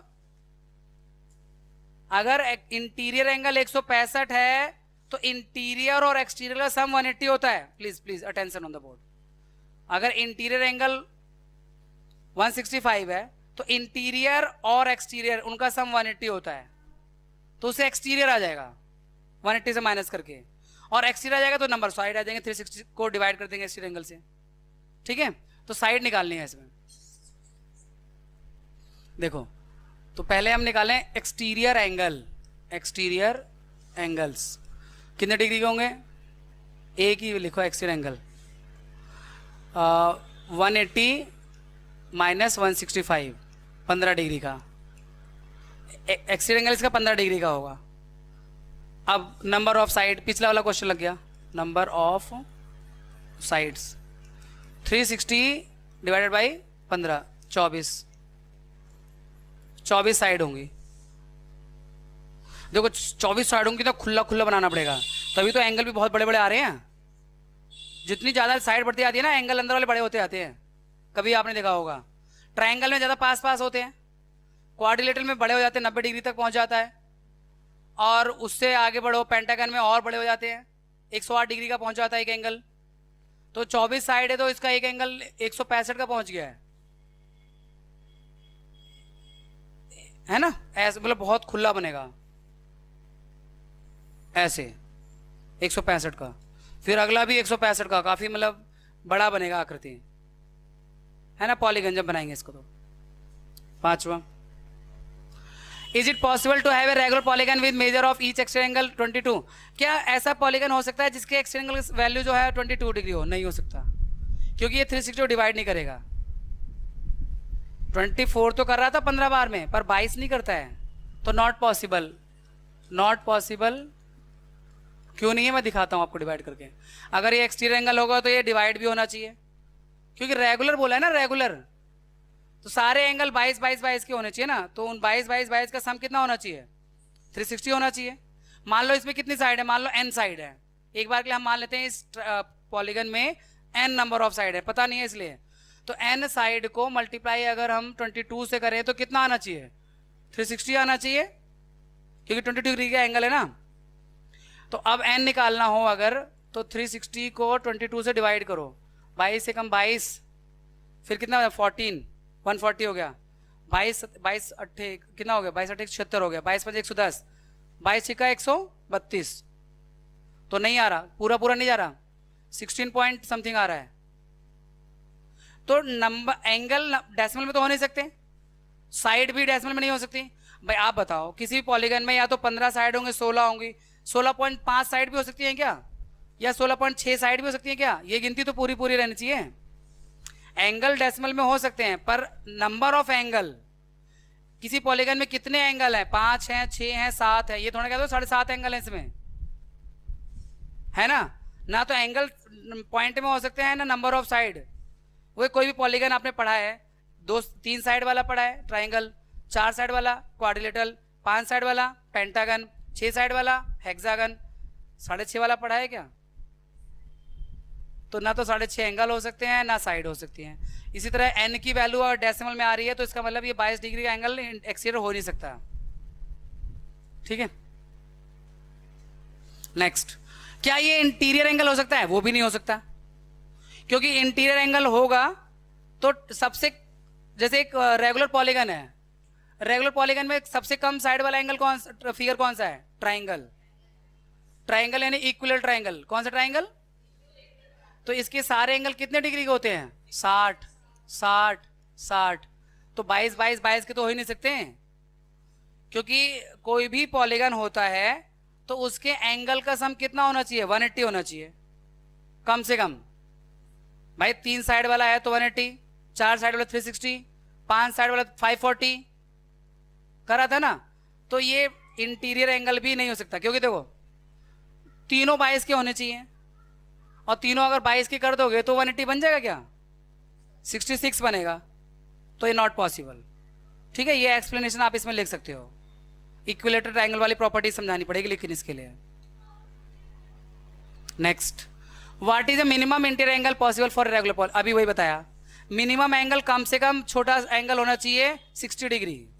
किसके लिए? रेगुलर पॉलीगन के लिए। रेगुलर पॉलीगन क्या होता है? जिसकी सभी साइड इक्वल हो और सभी एंगल इक्वल हो। ऐसा सबसे छोटा जो फिगर है वो तो ट्राइंगल है, सबसे कम साइड वाला। और ट्राइंगल की मैंने आपको बताया था कि कम से कम 60 डिग्री का एंगल होता ही होता है, 60 से कम हो ही नहीं सकता। क्योंकि एक तो रेगुलर की बात कर रहे हैं ना, आप कहोगे नहीं भैया ट्राइंगल में तो 180 भी 120 भी होता है, 50 भी होता है, 90 भी होता है, पर भैया वो रेगुलर नहीं होता। रेगुलर का मतलब क्या हुआ? जिसकी सभी साइड इक्वल हो, सभी एंगल इक्वल हो। अगर मान लो एक एंगल 120 का है तो क्या बाकी दोनों 120 हो जाएंगे ट्राइंगल में? क्योंकि सम तो 360 हो जाएगा, 120 प्लस 120 प्लस 120। तो इसका आंसर जो होगा, जो मिनिमम पॉसिबल एंगल है वो 60 डिग्री का है, वो भी ट्राइंगल के लिए, इक्विलर ट्राइंगल के 60 60 60। मैंने आपको डाउट क्लियर करने के लिए बता दिया। आप कहोगे भैया ऐसा भी तो होता है कि 120 का होता है। माना मैंने आपकी बात, 120 का होता है, ये 30 का होता है, फिर ये 30 का, ऐसा भी हो सकता है। पर ये क्या बोल रहा है? रेगुलर। तो रेगुलर का मतलब क्या होता है? सारे एंगल बराबर होने चाहिए ना। तो सारे एंगल या तो 120 के करो तो 360 हो जाएगा, 30 के करोगे तो 90 ही रहेगा, और होना 180 चाहिए, है ना। ट्राइंगल में 180 होता है ना एंगल का सम। तो ये पॉसिबल नहीं है कि किसी भी मतलब जो पॉसिबल है मिनिमम एंगल इंटीरियर में 60 डिग्री का किसी भी रेगुलर पॉलीगन के लिए। ठीक है, मैक्सिमम एक्सटीरियर एंगल कितना होगा?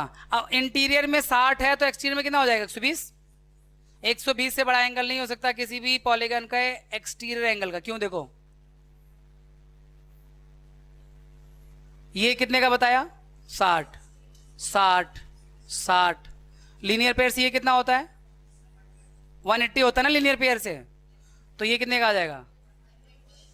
इससे बड़ा नहीं हो सकता। तो ये जो मैक्सिमम एक्सटीरियर एंगल जो पॉसिबल है वो 120 डिग्री पॉसिबल है।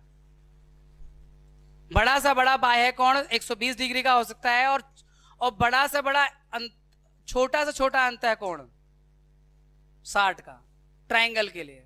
क्वाड्रिलेटरल के लिए 90 का, रेगुलर क्वाड्रिलेटरल यानी स्क्वायर के लिए। रेगुलर पेंटागन के लिए 108 डिग्री का, है कि नहीं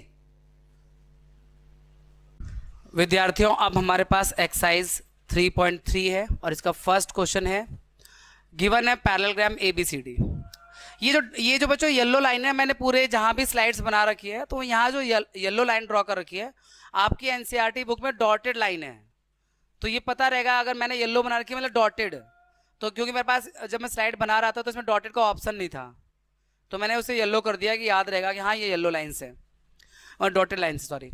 तो ये ABCD एक पैरेललोग्राम है बच्चों, और पैरेललोग्राम का नाम आते ही आपके सामने आपके दिमाग में कई सारी प्रॉपर्टीज उसकी याद आ जाती है। अपोजिट साइड्स इक्वल होते हैं, अपोजिट साइड्स पैरेलल होते हैं, अपोजिट एंगल इक्वल होते हैं, डायगोनल बाइसेक्टर होते हैं एक दूसरे के, है ना, diagonal bisector of each other, और एडजेसेंट एंगल का सम 180 होता है, आसन्न कोणों का जोड़ 180 डिग्री होता है ना। ये प्रॉपर्टी है पैरेललोग्राम की। तो अब इनमें से कौन सी प्रॉपर्टी यूज होगी ये देख लेते हैं। AD इक्वल किसके होगा? BC के, है ना, अपोजिट साइड ऑफ पैरेललोग्राम, ठीक है ना। और angle DCB angle D C B ये इक्वल डी ए बी के होगा। Opposite angle of parallelogram are equal. इसके बाद ओ सी इक्वल होगा ओ ए के, क्योंकि डायगोनल बाइसेक्ट करते हैं, दोनों डायगोनल एक दूसरे को बराबर भागों में काटते हैं, तो O C is equal to O A. अब measure of angle D A B इस वाले एंगल का प्लस सी डी ए इस वाले एंगल का सम कितना होता है 180। अभी तो बताया एडजेसेंट एंगल इन्हीं को तो कहते हैं आसन्न कोण, तो एडजेसेंट एंगल का सम 180 होता है। आज सोना नहीं है, नींद पूरी करके आए हो ना आप लोग, तो ये एडजेसेंट एंगल सम 180 होगा। सबका रीजन मालूम होना चाहिए और साइड में रीजन में लिखना है, क्योंकि बोला ना लिखा हुआ ना या along with definition of property use, आप कौन सी प्रॉपर्टी से आप लिख रहे हो ये भी पता होना चाहिए। तो यहाँ क्या है अपोजिट साइड्स ऑफ पैरेललोग्राम, ये हो गया इसका रीजन। यहाँ पे opposite angle of parallelogram, opposite angles of parallelogram are equal. यहाँ पे diagonal bisect each other,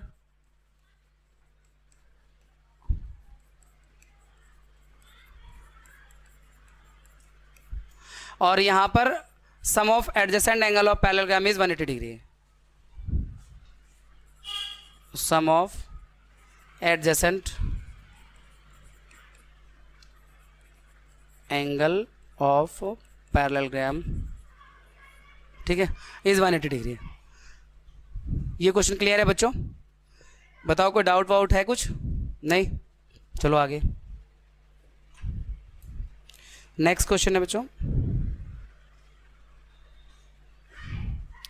consider following parallelogram and find the value of the unknown x Y Z.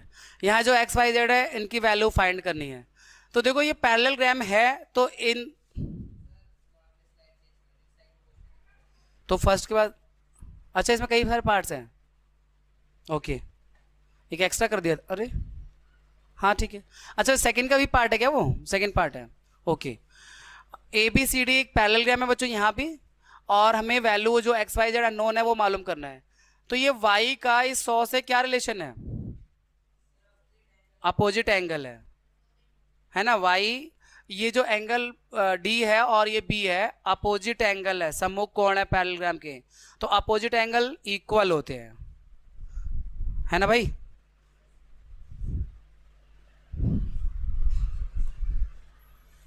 तो लिख देंगे y is equal to 180 degree opposite angle of parallelogram.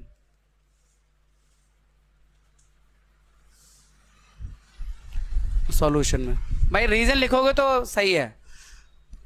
और इसके बाद इन दोनों angle का सम कितना होता है?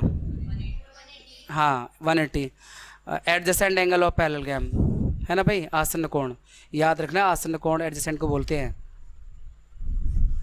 तो y plus Z is equal to 180 degree adjacent angles of parallelogram. y तो 100 है ना, y plus Z is equal to 180 degree, Z is equal to 180 minus 100, तो Z is equal to 80 degree, Z 80 degree का आ गया। अब ये Z का अपोजिट एंगल ये एक्स है, तो एक्स भी उतना ही होगा, है ना भाई।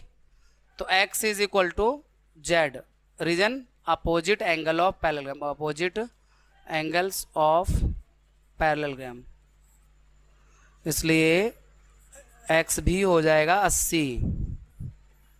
ठीक है भाई, आसान है ना। मतलब आपको बार बार वही अपोजिट एंगल इक्वल होते हैं, एडजेसेंट एंगल का सम 180 होता है। एंगल की जब बारी आएगी ना तो बार बार यही यूज होगा। अपोजिट एंगल पैरेललोग्राम के इक्वल होते हैं, सम्मुख कोण बराबर होते हैं, और एडजेसेंट एंगल का सम 180 होता है। एडजेसेंट एंगल मतलब समझो कि सटे हुए जो एंगल होते हैं, पड़ोसी जो होते हैं, एक तो सटे हुए हो गए पड़ोसी, एक सामने वाले होते हैं, तो सामने वाले बराबर होते हैं और सटे वाले जो होते हैं उनका सम 180 होता है। तो सटे को हम लोग बोलते हैं एडजेसेंट एंगल, चिपक चिपक के मकान बने होते हैं ना आपके, तो आपके मकान, आपके घर से एक घर छोड़ के जो दूसरा वाला घर है वो आपके एडजेसेंट कह सकते हो उसको, बगल वाला भी एडजेसेंट ही है वैसे तो, ठीक है। तो यहां पर इन दोनों का सम कितना होना चाहिए, है ना। ये बगल वाले पड़ोसी है, सामने वाले पड़ोसी अलग है, बगल वाले पड़ोसी अलग है। बगल वाले पड़ोसी का सम 180 होता है, सामने वाले बराबर होते हैं, ठीक ना, अपोजिट वाले। y plus 50 is equal to 180 degree, adjacent angle of parallelogram, adjacent angles of parallelogram. तो y is equal to 180 minus 50, y is equal to 130। अब ये सामने वाला पड़ोसी है ना, तो सामने वाला पड़ोसी तो बराबर होता है ना। तो x is equal to y, opposite angles of parallelogram. अगली बार मैं सिर्फ ऑडियो का इस्तेमाल करूंगा, ये रीजन नहीं लिखूंगा टाइम बचाने के लिए, बाकी क्वेश्चंस में रीजन आप, लेकिन आप अपने कॉपी में रीजन लिखना, ऑडियो क्लिप थोड़ा चिपकाओगे, चेक करने के लिए दोगे जब आप मुझे टेस्ट में या कहीं भी, है ना। तो इसलिए x भी हो जाएगा 30 डिग्री का, 130 का। अब यार ये ना f बन रहा है बच्चों, यहाँ ये z से दो तरह से निकल रहा है। एक तो आपने देखा होगा लाइन एंगल्स का एक प्रॉपर्टी होता है ऐसे, ये वाला एंगल इसके इक्वल होता है, हाँ करस्पॉन्डिंग। और एक और प्रॉपर्टी होती है, ये वाला z बन रहा है ऑल्टरनेट। तो ऑल्टरनेट हो या करस्पॉन्डिंग हो, अगर लाइन पैरेलल है तो एंगल इक्वल होते हैं, तो दोनों से हो सकता है। तो y बराबर z या z बराबर y लिखो, जिसको निकालना होता है ना उसे हमेशा लेफ्ट में लिखा करो। तो z बराबर y ऑल्टरनेट इंटीरियर एंगल, तो इसलिए z बराबर y कितना है 130, तो z भी 130 का आ गया, ठीक है ना। f से यहां से भी, क्योंकि ये भी 130 है, तब भी करस्पॉन्डिंग से भी 130 आता, तो करस्पॉन्डिंग एंगल f में बनते हैं। ये देखो f ऐसे हो सकता है, f ऐसे लिटा सकते हैं, f पलट सकते हैं f को, पर ये रहते करस्पॉन्डिंग एंगल ही है। और z में ऑल्टरनेट इंटीरियर एंगल, अंतः एकांतर कोण बनते हैं। अगला क्वेश्चन है बच्चों, इसमें पैरेललोग्राम है, देख लेना बुक में टैली करते रह करो, कहीं कोई क्वेश्चन गलती से स्लाइड में जंप ना हो जाए। तो find the value of unknown x Y Z, X Y और जेड की वैल्यू निकालनी है। तो ये जो 90 है ना, अगर ये 90 है तो x कितना होगा, वर्टिकली अपोजिट एंगल क्रॉस, ये वाला एंगल इसके इक्वल होता है, इसे वर्टिकली अपोजिट एंगल कहते हैं, शीर्षाभिमुख कोण कहते हैं इसको। x बराबर 90, वर्टिकली अपोजिट एंगल। अब सुनो, जे 90 आ गया, अब ये ट्राइंगल बन रहा है नहीं बन रहा है, तो इन तीनों का सम कितना होगा 180। तो इससे हम y निकाल सकते हैं, x प्लस वाई प्लस 30 बराबर 180, angle sum property of triangle. x तो हमने फाइंड किया 90 और ये 30 और y बराबर 180, तो ये 120 इधर जाके माइनस का हो जाएगा,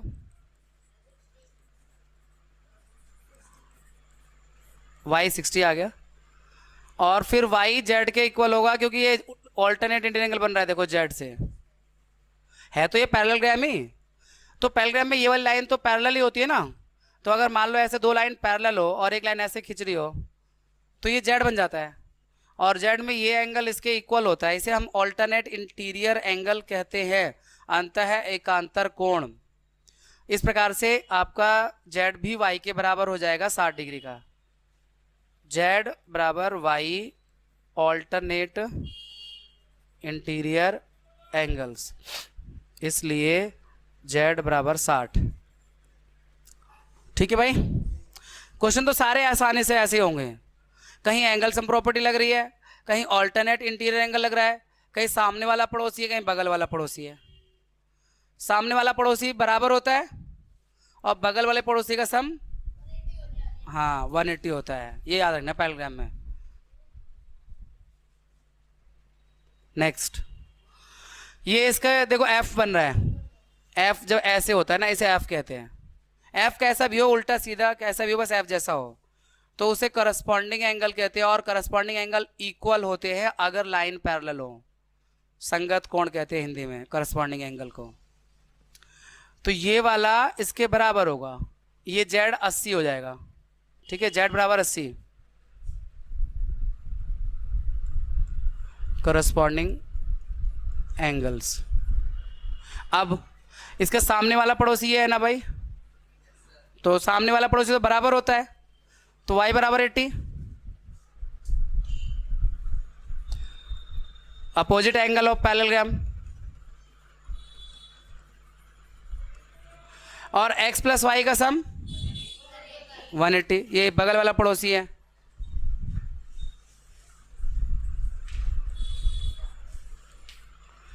एडजेसेंट एंगल ऑफ पैरेललोग्राम,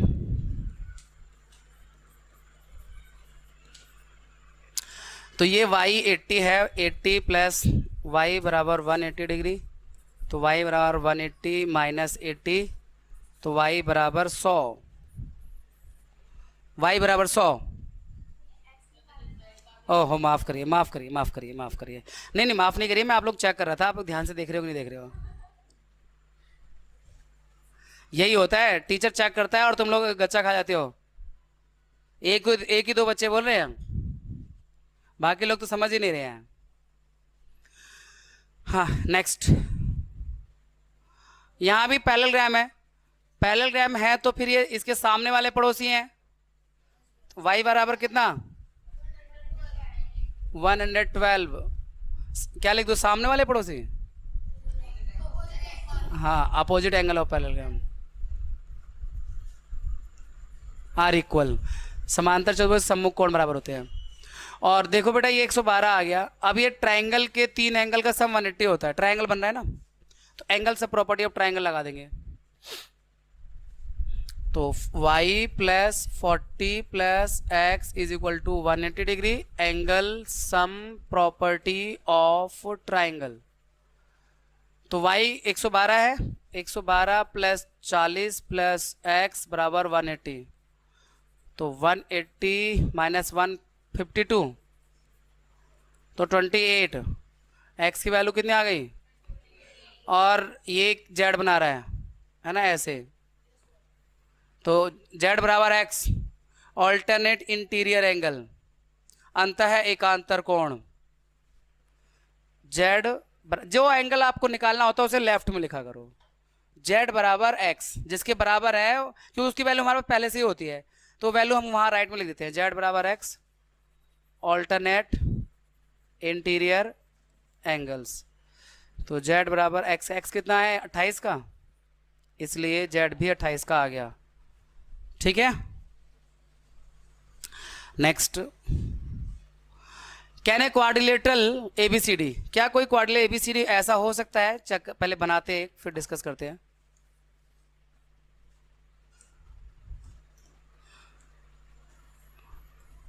देखो, क्या कोई क्वाड्रिलेटरल एबीसीडी ऐसा पैरेललोग्राम हो सकता है ए बी सी डी, जहां पे d प्लस बी 180 हो? d प्लस बी हो सकता है, हमेशा नहीं होता पर हो सकता है, क्योंकि आपको पता है ना कि पैरेललोग्राम का अगर एक एंगल 90 डिग्री का हो जाए तो रेक्टेंगल बन जाता है। कल की प्रॉपर्टी डिस्कस की थी, तो इसमें ये 90 के तो हो सकते हैं, तो उनका सम 180 हो सकता है, तो ये पॉसिबल है। पॉसिबल मतलब may be but not always, हमेशा नहीं लेकिन हो सकता है।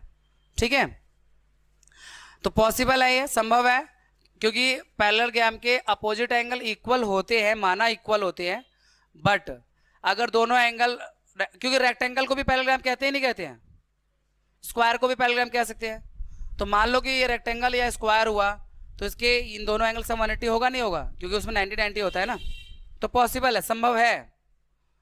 अब अगला बात, ए बी और डी सी बराबर हो, ए बी और डी सी बराबर हो 8 सेंटीमीटर के, और ए डी 4 का हो और बी सी 4 पॉइंट, नहीं ये नहीं हो सकता, क्योंकि अपोजिट एंगल इक्वल होते हैं पैरेललोग्राम में, तो ये संभव नहीं है। ठीक है ना, this is not possible. Not possible.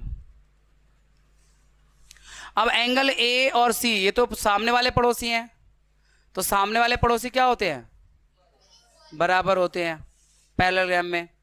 तो ये तो अलग अलग बता रहे हैं, A70 C65 not possible, not possible, यह संभव नहीं है। बढ़िया समझ में आ रहा है, मजा आ रहा है।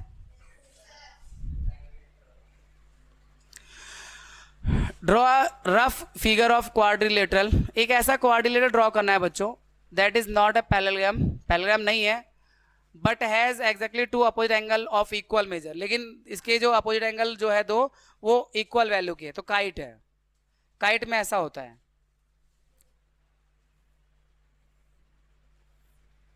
ऐसे ये वाली साइड इसके इक्वल होती है, ये इसके इक्वल होती है, और ये वाला एंगल इसके इक्वल होता है। तो इसका आंसर काइट हो गया, और ड्रॉ भी कुछ इस तरह का बना सकते हैं।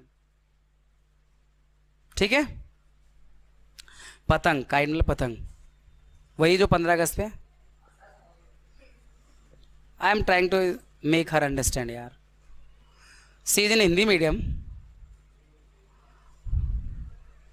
Next, the measure of two adjacent angle of parallelogram are in the ratio 3:2। बच्चों पैरेललोग्राम के, ये पैरेललोग्राम है, समांतर चतुर्भुज है ABCD, और इसमें जो एडजेसेंट एंगल है, इस बगल वाले पड़ोसी जो हैं उनका रेशियो दिया हुआ है 3:2 एंगल का। कोई भी बगल पड़ोसी ले सकते हो, ये दोनों भी ले सकते हो, या ये दोनों ले सकते हो, लेना दो ही है। तो उनका 3:2 दे रखा है, हमें सारे एंगल निकालने हैं। तो ये वाले देखो 3:2 है ना, इन पड़ोसी को मान लो कि इनका एंगल 3x है, इनका 2x है ना, और एडजेसेंट एंगल का सम कितना होता है, 180 होता है। तो 180 करते ही x की वैल्यू आएगी, फिर सारे आंसर आ जाएंगे। तो सॉल्यूशन में let adjacent angles be 3x and 2x। माना कि आसन्न कोण 3x और 2x है, फिर इनका sum angle A plus angle B is equal to 180 degree. Sum of adjacent angle of parallelogram, sum of adjacent angles of parallelogram. तो A कितना है, 3x, 2x 180, 5x is equal to 180, x is equal to 180 divided by 5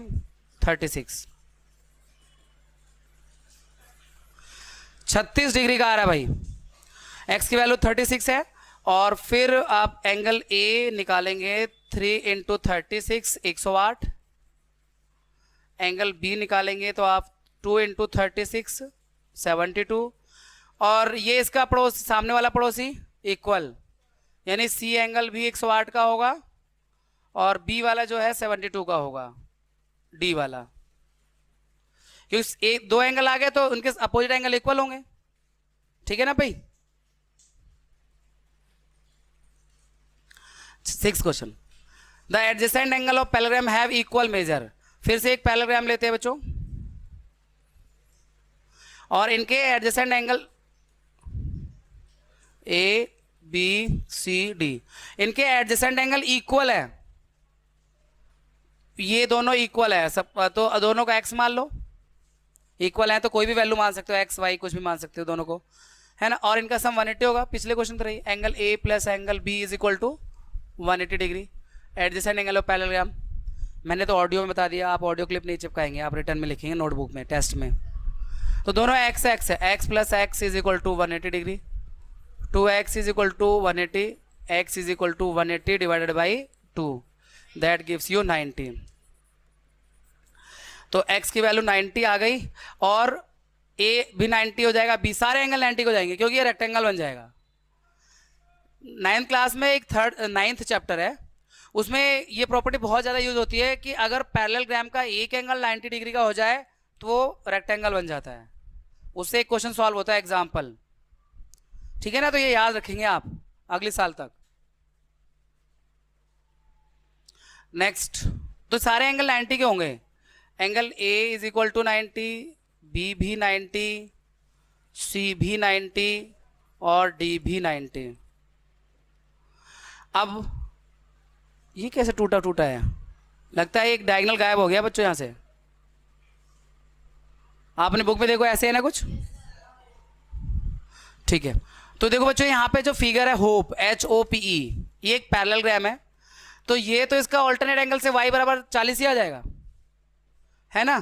y की value 40 हो जाएगी alternate interior angle से, और corresponding angle से ये दोनों का सम 70 के इक्वल होगा, क्योंकि f बन रहा है ना बड़ा सा f ऐसे। तो ये वाला एंगल और ये वाला एंगल, ये बोले तो 40 प्लस जेड है, 40 प्लस जेड इक्वल टू 70 होगा, है ना भाई, करस्पॉन्डिंग एंगल से। तो ये जेड आ जाएगा, फिर इन दोनों का सम 180 होगा, ये वाला प्लस ये वाला बगल वाले पड़ोसी का सम 180 होगा, तो उससे x आ जाएगा। ठीक है, एक एक करके करते हैं। y is equal to 40, solution में y इज इक्वल टू 40 हम इसे कहेंगे alternate interior angle, alternate interior angles, अंतः का अंतर कोण। अब 40 प्लस जेड ये वाला angle, 40 plus Z is equal to 70, corresponding angle तो z is equal to 70 minus 40, तो z इज इक्वल टू 30। ठीक है, z 30 का आ गया। अब ये और ये एडजेसेंट एंगल है, इनका सम 180 होगा, तो x plus 40 plus z is equal to 180 degree, adjacent angle of parallelogram. तो ये x की वैल्यू तो हमें फाइंड करनी है, z तो फाइंड कर लिया 30, 70 माइनस करेंगे तो 110 आ जाएगा, 180 माइनस 70, तो x इज इक्वल टू 110। ये आ गया सारे एंगल। तो सब बस आप एंगल तो सब निकाल लोगे, बट रीजन के साथ, हर चीज़ का रीजन होना चाहिए कि हमने इसको इसके इक्वल क्यों लिखा, क्योंकि ऑल्टरनेट इंटीरियर एंगल से है। हमने इसका सम इसके इक्वल क्यों दिखाया, करस्पॉन्डिंग एंगल है। फिर इन दोनों का सम 180 क्यों दिखाया, एडजेसेंट एंगल है। तो रीजन मैंने लिख दिया है या कहीं बता दिया है, देखो alternate interior angle, corresponding angle, adjacent angle. Reason आप दोगे तो समझ लो आप सही कर रहे हो, नहीं तो तुक्का मार रहे हो। देखो अगला, देखो अभी तक एंगल एंगल की बात चल रही थी, अब साइड साइड की बात चलेगी। तो पैरेललोग्राम के अपोजिट साइड इक्वल होती है। खा के नहीं आए हो या बीमार हो? पैरेललोग्राम की अपोजिट साइड समांतर चतुर्भुज की सम्मुख भुजा बराबर होती है, समझे ना, ये वाली प्रॉपर्टी इसमें लगेगी। तो ये वाली जो साइड है ना इसके बराबर है, और ये वाली साइड इसके बराबर है। बस इससे सॉल्व हो जाएंगे एक्स वाई, यानी 3x बराबर 18, 3x बराबर 18, रीजन लिख देंगे 18 की जगह 180 लिख रहे हैं हम। Opposite sides of parallelogram, opposite sides of parallelogram, तो x बराबर 18 अपॉन में 3, दैट गिव्स यू 6। x की वैल्यू 6 आ गई, ठीक है भाई। उसके बाद ये 3y माइनस 1 बराबर 26, यही रीजन रहेगा, सेम रीजन रहेगा, opposite sides of parallelogram. 3y minus 1 बराबर 26, अपोजिट साइड्स ऑफ पैरेललोग्राम। तो ये 1 माइनस के तरह के प्लस का हो जाएगा, 27 हो गया। अब ये 3 डिवाइड में आ जाएगा, जो चीज़ मल्टीप्लाई में है वो डिवाइड में आ जाती है, जो माइनस में होती है वो प्लस हो जाती है। तो y is equal to 27 upon में 3, 9 बार में गया, तो y इज इक्वल टू 9। तो y की वैल्यू 9 आ गई, x की वैल्यू 6 आ गई। तो इसमें जो प्रॉपर्टी इस्तेमाल हुई है, अपोजिट साइड्स इक्वल होती है पैरेललोग्राम की, ये वाली प्रॉपर्टी इस्तेमाल हुई है। इक्वल रख दिया दो वैल्यू को और सॉल्व कर दिया, ठीक है। ये आपका ना चैप्टर 2 है इक्वेशन वाला, एक्चुअली हमने फर्स्ट करके फिर थर्ड डायरेक्ट कर दिया, क्योंकि थर्ड कुछ बच्चों को डिमांड थी। लेकिन अगर सेकंड करते तो ये भी नहीं बताना पड़ता कि ये प्लस क्यों हो रहा है और डिवाइड। वैसे 7th क्लास में भी थी ये चीज़ें, इक्वेशन का 7th और 6th में भी था, सिंपल इक्वेशन, हाँ, इक्वेशन इन 1 वेरिएबल करके। और सेकंड चैप्टर भी आपका यही है। इसके बाद हम लोग कोशिश करेंगे सेकंड करने की, क्योंकि बहुत यूजफुल होगा हर जगह वो। अब ये भी एक पैरेलग्राम है, इसका नाम गन है, और मैंने आपको बताया था ना येलो का मतलब डॉटेड लाइन। तो पैरेलग्राम की एक प्रॉपर्टी और, अपोजिट साइड इक्वल होती है, पैरेलल होती है, ठीक है। डायगोनल का क्या रिलेशन होता है? डायगोनल डैश ईच अदर, हाँ बाइसेक्ट इज है। नो नो नॉट एट 90, वो तो स्क्वायर में और रोम्बस में होता है 90 डिग्री पर। पैरेललोग्राम में और रोम्बस में डायगोनल सिर्फ नहीं, पैरेललोग्राम में और रेक्टेंगल में डायगोनल केवल बाइसेक्ट करते हैं, रोम्बस समचतुर्भुज और स्क्वायर में 90 डिग्री पे बाइसेक्ट करते हैं, ठीक है। तो यहाँ बाइसेक्ट का मतलब कि ये वाला पार्ट इतना इसके इक्वल होगा, यानी y + 7 बराबर 20, y + 7 बराबर 20, y + 7 इज इक्वल टू 20, और रीजन लिखेंगे diagonal bisect each other, diagonals of parallelogram bisect each other. तो y इज इक्वल टू 20 - 7, तो y इज इक्वल टू 13, ठीक है भाई। इसके बाद यहां से यहां तक ये वाला इसके इक्वल है, तो x + y is equal to 16, वही रीजन है, same reason, x + y is equal to 16, diagonal of parallelogram bisect each other. y की वैल्यू यूज कर लो, x + 13 बराबर 16, तो x बराबर 16 - 13, तो x बराबर 3, x बराबर 3, ठीक है। तो x की वैल्यू 3 आ गई, y की वैल्यू 13 आ गई। नेक्स्ट पर आते हैं। ये जो है ना बच्चों, दो यहाँ पैरेललोग्राम है, एक रिस्क वाला है RISK रिस्क, ये पैरेललोग्राम है, और दूसरा पैरेललोग्राम क्लू CLUE क्लू, दो पैरेललोग्राम है। तो यहाँ पे वही प्रॉपर्टी लगनी है पैरेललोग्राम वाली। ये वाला जो एंगल है, और देखो यहाँ पे दो एंगल और नाम दे देते, दो एंगल का देता हूँ मैं इजी करने के लिए। ये वाला एंगल है, एक ये वाला एंगल, इसको A बना देता हूँ, इसको B बना देता हूँ। तो ये 120 और B, ये क्योंकि पैरेललोग्राम है तो ये इसका पड़ोसी वाला है, बगल वाला पड़ोसी है। B और 120 बगल वाला पड़ोसी है, एडजेसेंट है, तो उनका सम कितना पता है अभी? 180। तो 120 plus B is equal to 180 degree, adjacent angle of parallelogram. तो B is equal to 180 - 120, B is equal to 60, B 60 आ गया। और ये इसके सामने वाला पड़ोसी है A और 70, क्योंकि ये पैरेललोग्राम क्लू में आ रहा है ना, क्लू में आ रहा है। तो A is equal to 70, opposite angle of parallelogram.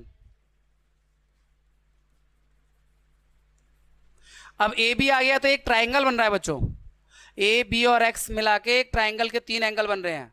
तो ट्राइंगल के तीनों एंगल का सम कितना होता है? मतलब A एंगल, B एंगल और X का सम 180 होगा। Angle sum property of triangle ASPOT। A की वैल्यू 70, 60 और X इज इक्वल टू 180। 70 और 60 को जोड़ेंगे 130 हो जाएगा, 180 में से माइनस करेंगे 50 आ जाएगा। x की वैल्यू 50 आ गई, ये वाली वैल्यू 50 है।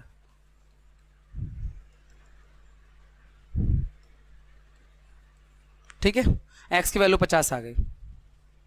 इस एक्सरसाइज में सबसे ज्यादा टफ क्वेश्चन बच्चे इसी को मानते हैं, इस एक्सरसाइज में। मतलब इजी है पर फिगर को समझने के बाद, है ना, फिगर को आपने देखना है कि यार ये वाला अपने तरफ डाला है ना बच्चे। अभी तक इस मतलब मैंने ये नहीं कहा कि ये डिफिकल्ट, मैंने कहा उनसे जो अभी तक हमने किए हैं, अभी तक जो क्वेश्चन के उनमें यही तो है थोड़ा सा, जिसमें हमने अलग से एंगल A और एंगल B देना पड़ा, फिर ट्राइंगल की प्रॉपर्टी यूज भी करनी पड़ी। दैट इज वाई मैं ये नहीं कह रहा कितना डिफिकल्ट है कि आप कर नहीं सकते, आप तो देवों के देव महादेव हैं, आपके लिए तो कुछ भी असंभव नहीं है। बच्चों ये ट्रेपीजियम है, ट्रेपीजियम की एक खास बात होती है कि उसकी एक पेयर अपोजिट साइड का पैरेलल होता है, एक पेयर अपोजिट साइड का पैरेलल होता है। तो ये वाला इसके पैरेलल है क्योंकि इनका सम 180 है।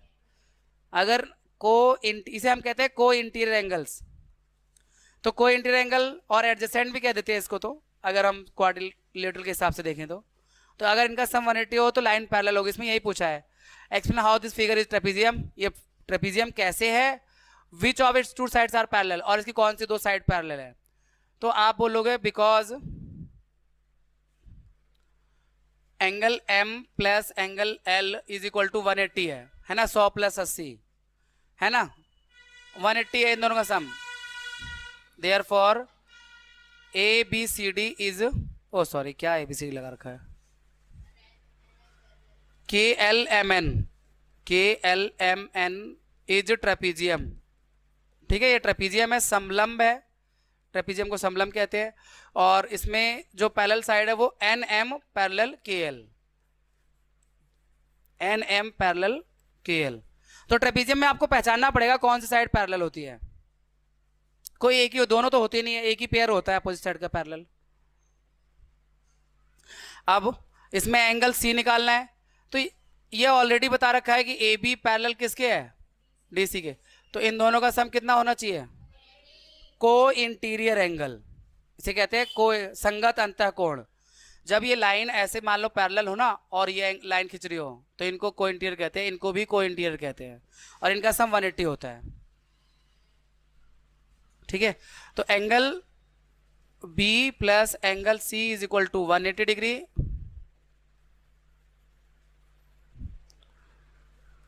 को इंटीरियर एंगल्स।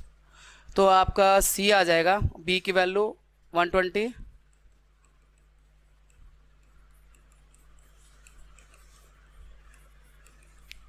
C। बच्चों ये कोई इंटीरियर एंगल का सम तभी 180 होता है जब लाइन पैरेलल हो। तो लाइन यहाँ पैरेलल दे रखी है पहले से, मैंने ये बताया ना AB पैरेलल DC दिया हुआ है। तो अगर लाइन पैरेलल दिया हो तो कोई इंटीरियर एंगल का सम 180 होता है। ठीक है, मना कर रहे हो, हाँ कर रहे हो, तो हाँ तो ऐसे करते हैं, आप तो ऐसे से कर रहे हो।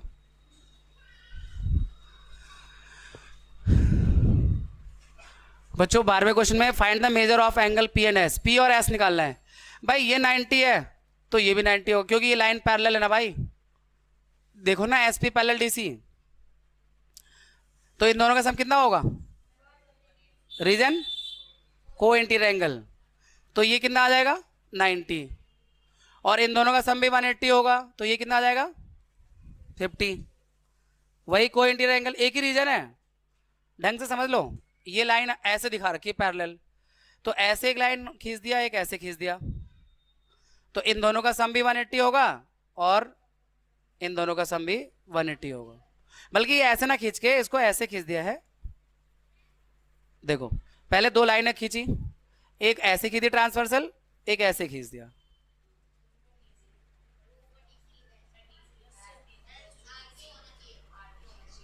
चलो कोई नहीं, ये आर यहाँ पे आर क्यू है, ठीक है आर क्यू है, माफ किया, देव की गलती है लेकिन माफ किया। तो ये वाला जो है एंगल है, इन दोनों का सम 180 होगा, तो ये 90 था, तो ये 90 होगा तो ये भी 90 आ जाएगा, और ये 130 है तो ये 50 आ जाएगा। जैसे पिछला करके दिखाया ना ये वाला, इनका सम 180 दिखा के करा, ऐसे ही करना है, रीजन भी वही लिखना है आपको, को इंटीरियर एंगल्स।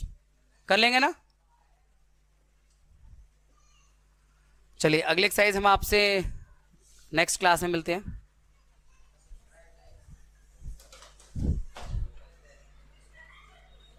बच्चों अब हमारे पास एक्सरसाइज 3.4 है, और इसका फर्स्ट क्वेश्चन है जहां पर हमें बताना है ये स्टेटमेंट जो दिए हुए हैं वो ट्रू है या फॉल्स है, सही है या गलत है, ये बताना है।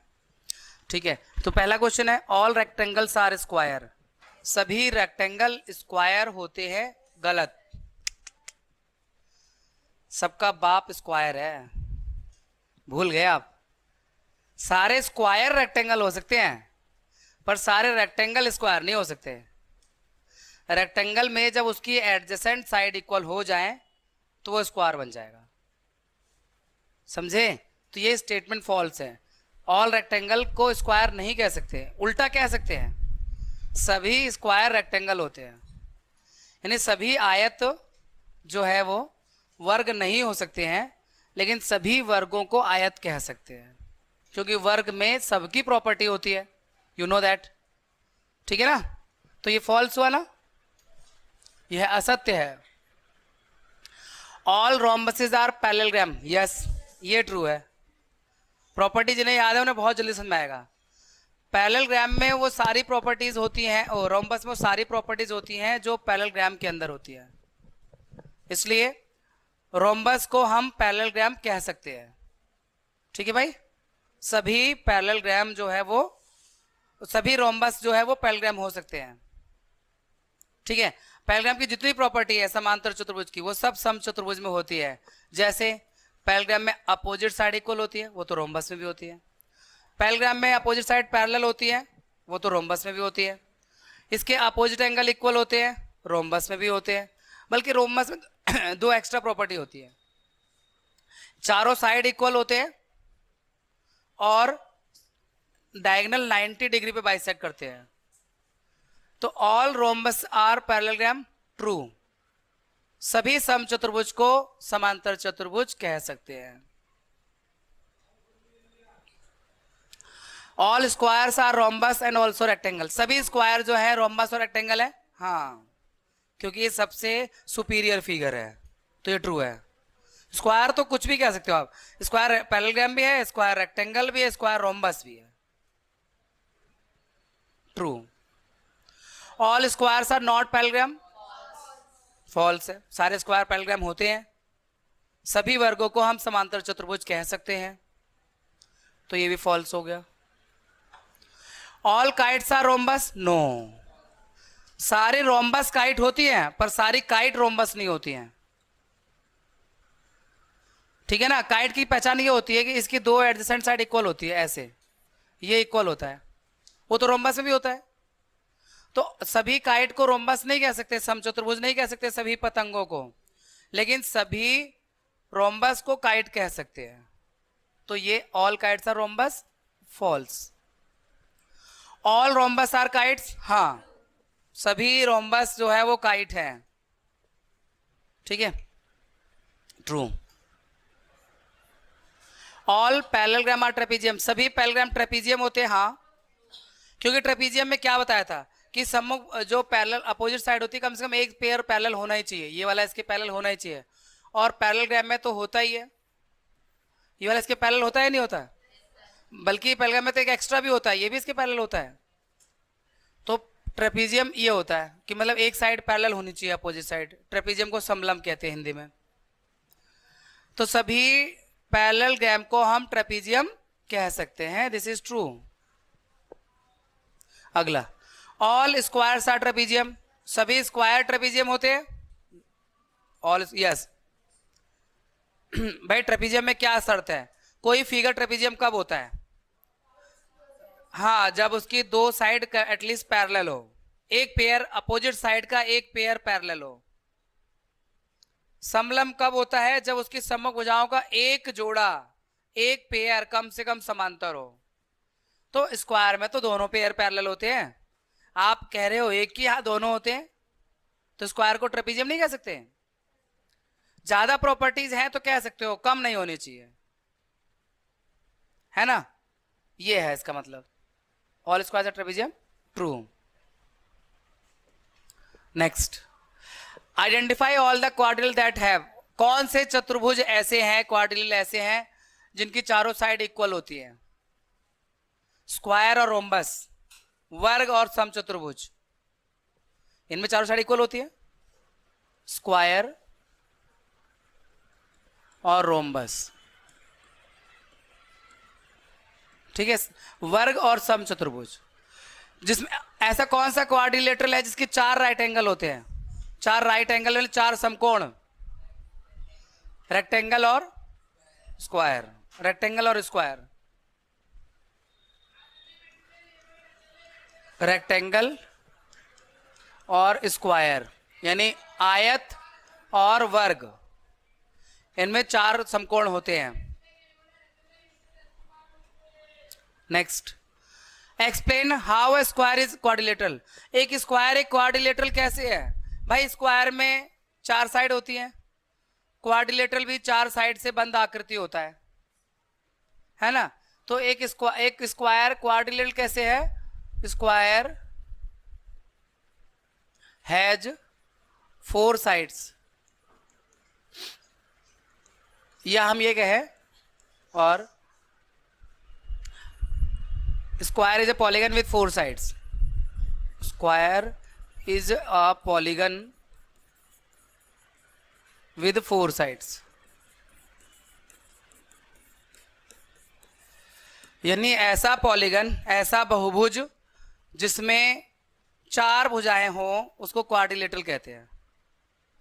ऐसा पॉलीगन जिसमें 4 साइड हो, 4 साइड हो और क्लोज्ड होता है। पॉलीगन तो क्लोज्ड होता ही है, तो स्क्वायर में 4 साइड होती है तो ये क्वाड्रिलेटरल है। क्वाड्रिलेटरल का मतलब चतुर्भुज जिसकी 4 साइड हो उसे चतुर्भुज कहते हैं। अगला प्रश्न इसी में ही है, स्क्वायर एक पैरेललोग्राम कैसे है? भाई पैरेललोग्राम की क्या प्रॉपर्टी है? अपोजिट साइड पैरेलल होती है और स्क्वायर में भी होती है, वो तो है ना। तो एक स्क्वायर जो है पैरेललोग्राम क्यों है? Square has opposite sides parallel and equal.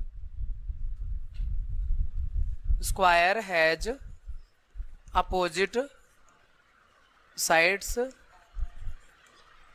Parallel and equal, यानी सम्मुख भुजाएं बराबर भी होती है और समांतर भी होती है।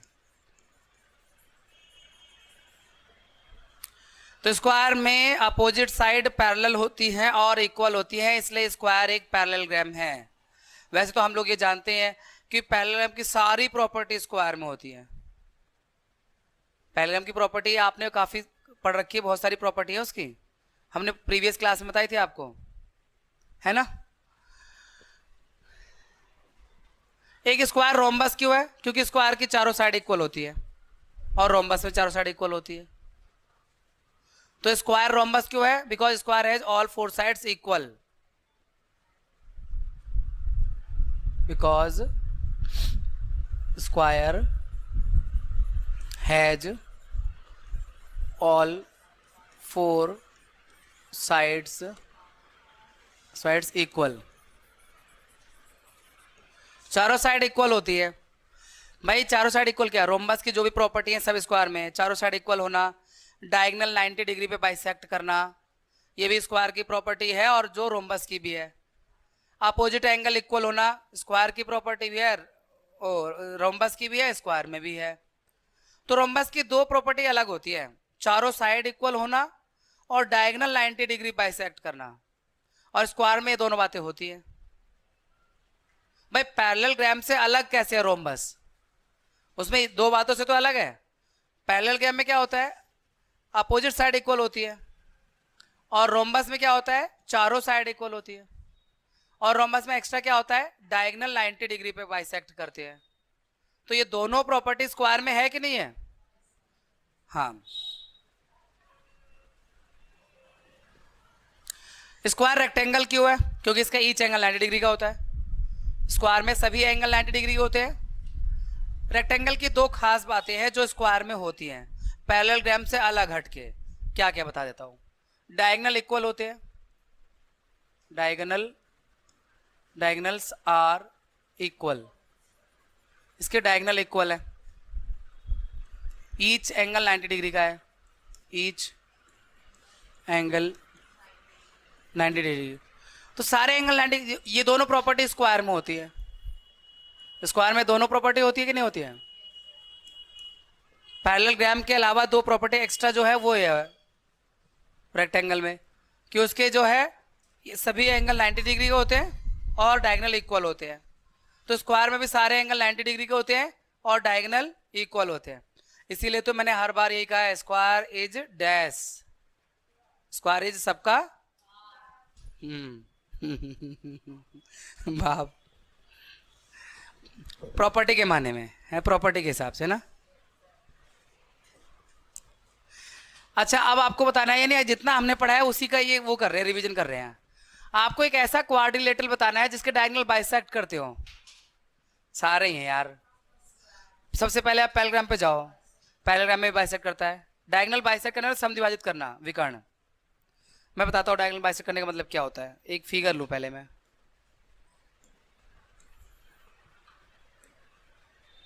ये है,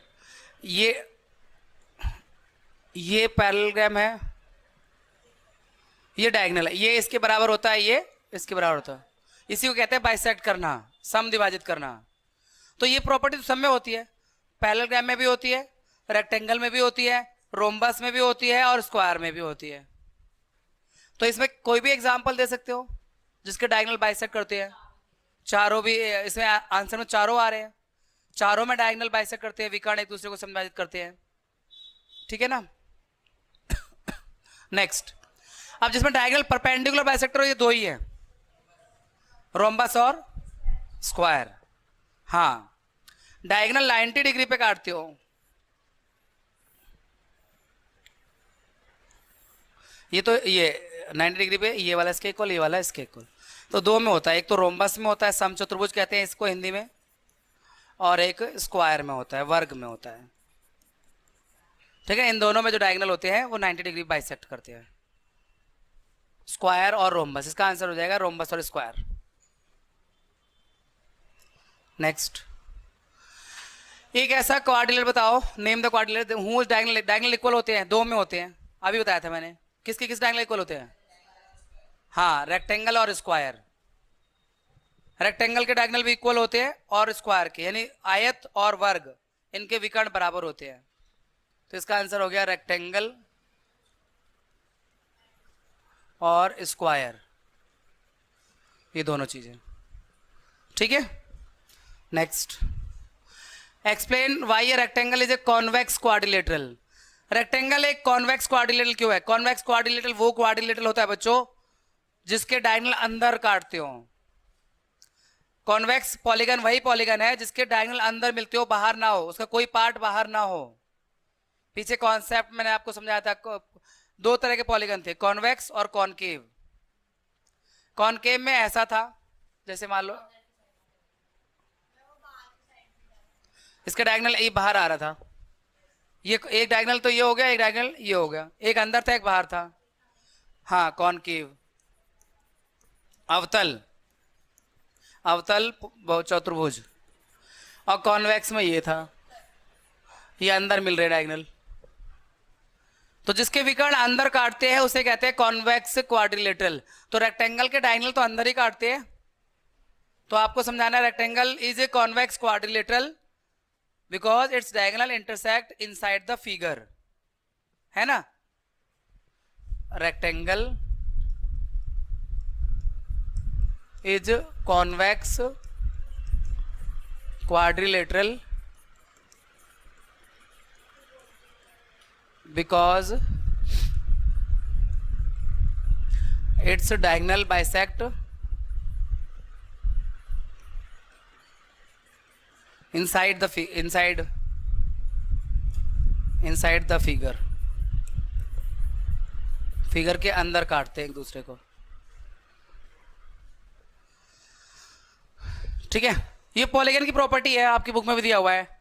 एक कॉन्वेक्स पॉलीगन उसे कहते हैं जिसके डायगोनल का कोई भी पार्ट बाहर ना हो फिगर के, उसे कॉनकेव कहते हैं, कॉन्वेक्स कहते हैं। जिसका बाहर हो सकता है उसे कॉनकेव कहते हैं। अवतल और उत्तल जिनका नाम है। Oh, this is last question, this is last question today. बच्चों हमारे पास ये फिगर ना एक्चुअली ऐसे नहीं था, मैंने बना दिया पूरा, आपकी बुक में हाफ फिगर है, इसका हाफ डॉटेड में है ना। हमारे पास में, मैं पूरा एक्सप्लेन कर देता हूं। हमारे पास एक राइट एंगल ट्राइंगल है, आप क्वेश्चन अच्छे से रीड कर लीजिए, अच्छा क्वेश्चन है समझने के हिसाब से। ये है हमारे पास ABC right angle at O, right angle triangle and O is mid point of opposite side to the right angle. मतलब ये 90 डिग्री कोण है, ये है राइट एंगल समकोण त्रिभुज है ये। इसका नाम हम दे देते हैं ABC, ABC। और 90 डिग्री के सामने वाला जो साइड है इसे हम कर्ण या हाइपोटेन्यूज कहते हैं। 90 डिग्री के सामने साइड को हाइपोटेन्यूज, पाइथागोरस थ्योरम लगाते हैं ना उसमें, तो इसे हाइपोटेन्यूज कहते हैं, हिंदी में कर्ण कहते हैं। अर्जुन का भाई, बड़ा भाई कर्ण, सूर्य पुत्र कर्ण, कुंती पुत्र कर्ण। पता है कर्ण के बारे में?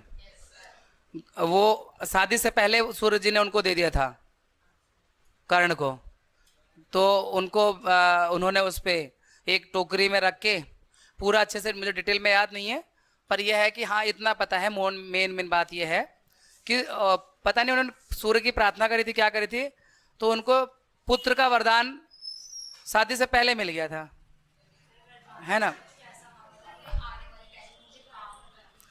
तो फिर वो पुत्र जब उनको मिला तो उनकी शादी तो हुई नहीं थी, तो फिर वो रख नहीं सकते थे उस पुत्र को अपने पास, तो उन्होंने एक टोकरी में करके नदी में बहा दिया था कर्ण को।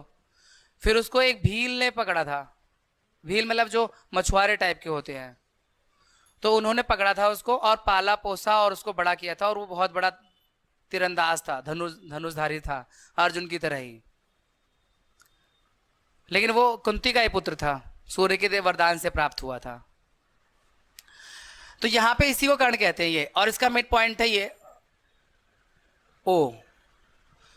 आगे ये कह रहे हैं O is mid point of the side opposite to right angle, explain O is equidistant from A B and C. आपको ये समझाना है कि ये जो ओ है वो ए बी और सी तीनों से बराबर दूरी पर है, आपको ये समझाना है। तो इसमें हमें एक एक्स्ट्रा काम करना पड़ेगा, इसको रेक्टेंगल को पूरा करना पड़ेगा। यहां से ऐसे डॉट ले लो, यहां से ऐसे डॉट ले लो, और ये मिड पॉइंट से डायगोनल खींच दो, ठीक है। हाँ कोई बात नहीं, ये तो समझाने के लिए है ना। तो यहां पर जबरदस्ती में ले गया उसे, तो ये आपका ए बी सी डी क्या बन गया, rectangle. A B C D क्या है, रेक्टेंगल। तो रेक्टेंगल की प्रॉपर्टी होती है कि डायगोनल इक्वल होते हैं और बाइसेक्ट भी करते हैं। तो इसका मतलब ये जो ओ है मिड पॉइंट है किसका, ए सी का और बी डी का। तो इसका मतलब यही तो हुआ कि ओ बी, ओ ए, ओ सी और ओ डी सब इक्वल है, क्योंकि दो बातें हैं, डायगोनल इक्वल भी होते हैं और बाइसेक्ट भी करते हैं। देखो मैं समझाता हूँ, डायगोनल इक्वल होते हैं तो क्या लिखोगे, देखो ए सी इक्वल बी डी है, ये ए सी जो है ये वाला डायगोनल इस वाले डायगोनल के इक्वल होता है कि नहीं होता है रेक्टेंगल में। अब ये बाइसेक्ट करते हैं कि नहीं करते हैं, बाइसेक्ट करते हैं ना। तो half of A C is equal to half of B D, मैं हाफ कर देता हूं। तो ए सी का हाफ ओ ए भी है, ओ सी भी है, और बी डी का हाफ ओ बी भी है, ओ डी भी है, यानी सब बराबर है। ए सी का हाफ ओ ए ले लो अगर आप, ओ ए बराबर ओ बी, या और ए सी का हाफ ओ सी भी तो ले सकते हो आप, ओ सी बराबर ओ बी या ओ डी, कुछ भी ले लो, है ना। यानी दो अगर डायगोनल इक्वल हैं तो उनके हाफ तो दोनों हाफ, इधर वाला हाफ, इधर वाला हाफ इक्वल ही होंगे। अगर हाफ इक्वल है तो इसका मतलब है कि ओ ए दूरी, ओ सी दूरी और ओ बी दूरी इक्वल है। तो यही तो पूरा प्रूफ करना था कि O is equidistant from A B and C, मतलब ओ पॉइंट जो है ए बी और सी से बराबर दूरी पर है, इसे समझाइए। तो वही तो समझा रहे हैं, ओ पॉइंट ए बी सी से बराबर दूरी पर है। तो आप देखो बेटा, ये डायगोनल इक्वल है, इसके इक्वल है, इनके हाफ भी इक्वल होंगे। तो हाफ क्या है, ओ ए ओ बी, इसका हाफ है, इसका हाफ क्या है, ओ बी ओ डी। तो जब डायगोनल इक्वल है तो ओ ए बराबर ओ सी बराबर ओ बी बराबर ओ डी, सारे इक्वल होंगे। तो इसका मतलब ये हुआ कि ये जो पॉइंट ओ है, ये वाला पॉइंट, ये ओ से ए से बी से और सी से बराबर दूरी पर है। देखो ना, ओ ए ओ बी ओ सी, ओ ए ओ बी ओ सी, बराबर है कि नहीं। तो यहां दो बातें लग रही हैं, एक पहले हमें रेक्टेंगल से पूरा करेंगे ट्रायंगल को, फिर हमें मालूम है कि रेक्टेंगल के डायगोनल इक्वल होते हैं और बाइसेक्ट करते हैं। तो इक्वल है तो इक्वल लिख दिया एरा, और फिर इनके हाफ, सारे हाफ इक्वल होंगे, एक हाफ, दो हाफ, तीन हाफ, चार हाफ, चारों हाफ इक्वल होंगे। तो इसका मतलब कि ओ बिंदु से A B C equal distance पर है। इस तरह से आपका चैप्टर 3 क्वाड्रिलेटरल कंप्लीट होता है।